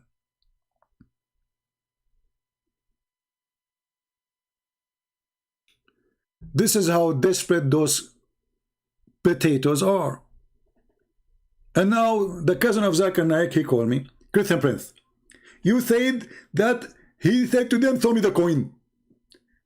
But what is the coin in your picture, in the picture of the daughter you have today? Do you have Joe Biden? I mean, look how silly. Don't get married, man. Don't get married. She will leave you. She will leave you even with the turtle. Even the turtle is so fast. I mean, so slow to run. But I think she is faster than you. I feel sorry for your wife. Is that how you talk to her?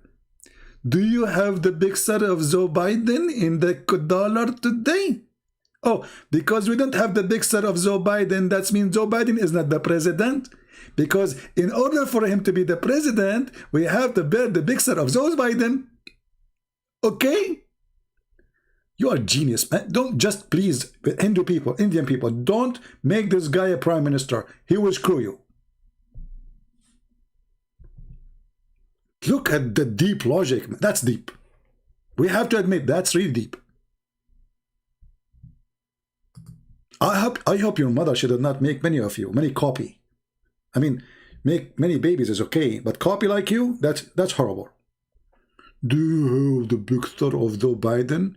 Thank God they don't put his picture there.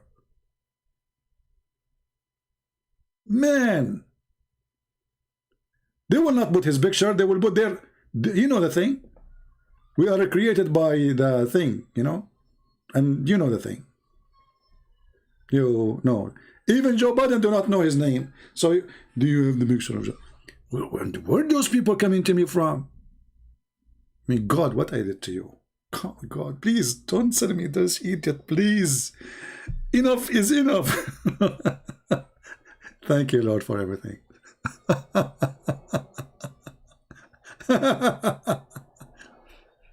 Oh boy. You know, when I say stupidity is amazing, I have my reasons, and it is amazing. Sometimes you know, people, they say to me, well, God, they created us all as equal, right? Yes, he did, but people, they choose to be donkeys. They choose. I mean, why this guy, he come to such a conclusion? This guy, he was sitting home, listening to me, and supposedly he got an idea. Oh, I'm going to call him now. And this is what he said to me in the chat. He said, I get you red-handed or something like that. So I get excited. Okay, this guy wanna get me busted. Let us see what he wanna say. And then he called me to prove to me that the mixer is not Joe Biden there. That was deep. My friend, how they will take even the picture of Joe Biden if the guy never, he's just asleep. He can't even keep his eyes open in front of the camera for 2 minutes.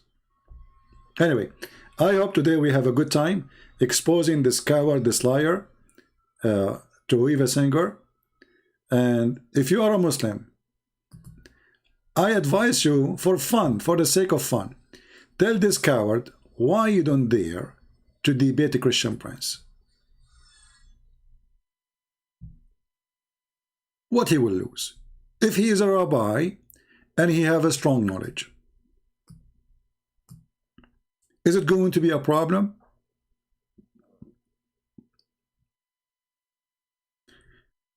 And I offered him, I sent him an email, even I made a comment in his page. Would he dare ever, this potato? You are just a snake. You are not even a man. Do you dare to say to the Muslim the same what you say to the Christians? Do you dare to say to the Muslim that Jesus is not the Christ and your prophet is a liar? You are a potato. And here, we fried you. And actually, you turn red. Look, when I started the video, he wasn't red. I mean, what happened to his face? You were on the beach, weren't you, huh? Ah, bad boy, what you were doing in the beach, hamster? And he speaks like Zakir Naik, by the way. Unbelievable. So I hope we have a good time. Don't forget to download my videos. I want to remind you that soon we will start going in my other channel, Arabian Prophet, not this one. So don't forget to subscribe to the Arabian channel page So if we stop coming here, you will not think we disappear. All right, we will be in the other channel. I have those two major channels. This one have a small number, just 73,000, something like that. We will move to the other one because we waited for sleep for some time. This is what I do. I put one for sleep and then I go to the other one. You know, it's just a backup channel. So soon we will be in the other channel and we will continue exposing hamsters. Yesterday we make a video about hamsters. Few of you watch it, I don't know why, which is funny and extremely good for you, for your health. Don't you want to know how Allah, He warned us about hamster, that hamster was hired by Satan and he worked for Satan? Please watch it. It's just a video we made yesterday. All right? And with the hamster prophet, I mean, if Muhammad became a prophet, why hamster will not be? That is a good question, isn't it? If Muhammad, actually hamster is way more decent. We have to be honest here. Can we compare even a hamster? Have you ever heard of a hamster saying to the other hamsters, let us attack the neighbors, they have a blondie hamsters? They don't do that. Have you ever heard of a hamster saying, if you follow me, I am Mr. Hamster, you are going to get an Indus penis hamster? A hamster will not do that. Have you ever seen a hamster saying, any hamster female, she want to give herself to me so she can get close to Allah as the guy who called me and we hang up on him? That's what he said to us. Why women, they want to sleep with Muhammad? He says, because Muslim women, they are attractive for famous one. But this is Allah saying that. What famous one? And the coward, he changed his mind. Last time he called me, he says, because they want to be close to Allah. So how you can get close to Allah? By being close to his prophet penis. Have you ever heard of a hamster saying, you can be close to God by being close to the hamster penis? Even hamster don't do that. So do you have a brain of hamster? I don't think so. Hamster is smarter. God bless you. Christ is Lord, and we are His strong with faith, and we will never be ashamed of our faith, not like them, those cowards who deny jihad, who deny slavery, who deny their hatred, they deny that they abuse women, they deny everything in their religion. Why? Because they are ashamed of it. With Christ we have no shame. With Christ we have no slavery, for He never owned a slave. I don't follow a Jewish rabbi who owned a slave. I follow Jesus. He never owned one. He never ordered to own one. He never said you go and have one. And even the law of the Torah, God, He gave Moses the 10 Commandments. That is the commandment of God.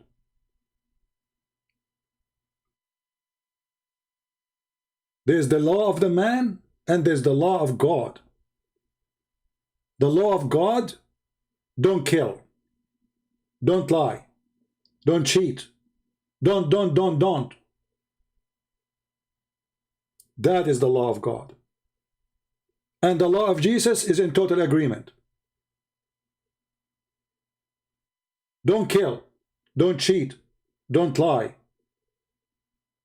Wish to your neighbor what you wish to yourself.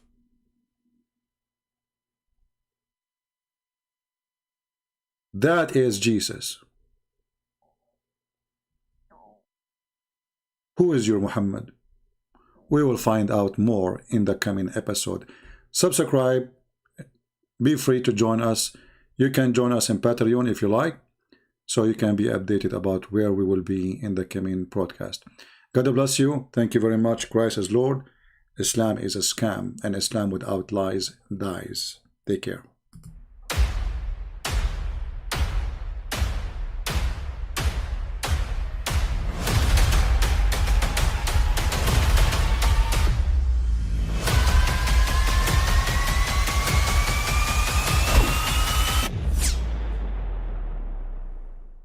But I mean, again, he doesn't know who Gabriel is, right? Because he didn't come from an Abrahamic faith. The people of Mecca were pagan. Quran is mentioned, if this book was from other than God, they would have found in it many contradictions. If a book is without contradictions, that has no bearing on whether it comes from God or not. I've had phone books that are inerrant, but I certainly don't think God gave them. that we believe without understanding. The brother asked a very important question that most of the scholars say that listening to music, watching movies, and most of the television programs, they're haram. So how can we have fun? Let me tell you, brother, at the outset that having fun is permitted in Islam as long as the fun is halal fun. That the standard narrative has holes in it. The Prophet tells us because Satan or the devil sleeps over our nostrils. Those who oversleep and not pray Fajr on time, Satan urinates in their ears. I really do think Jesus was crucified and that he really was dead and buried. He thought that he was a son of God in the sense that he was specially chosen by God. I think Jesus really did think he was going to be the Messiah, the future king of Israel. I mean, that is, after all, why they crucified him.